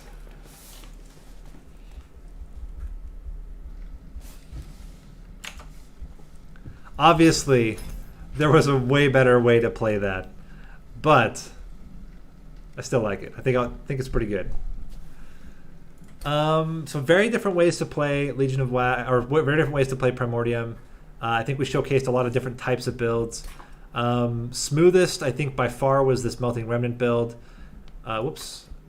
The Umbra build was kind of sketch until later. Dante build was sketch until we got Dante online with Awoken. Hellhorned was actually not bad. Hellhorned is what we had to restart one time because I played the imps in the wrong order. So very, very different styles. I think we had a good showcase here. And with that, name of the day is Babus. You can also call me Nate, you can call me Nathan, but please never call me Nathaniel. And you know what? I have not raided. Let's do a raid. Obviously, those on YouTube, you won't join the team, but those that are on Twitch, let's go raid. Who do we have even going on? Who's playing right now? Someone's gonna get a huge influx. Prepare yourselves. Raid channel. Let's see who's live playing Monster Train right now.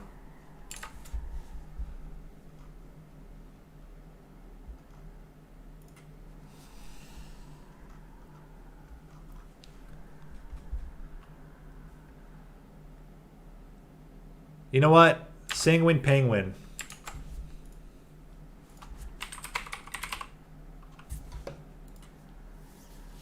Let's do it.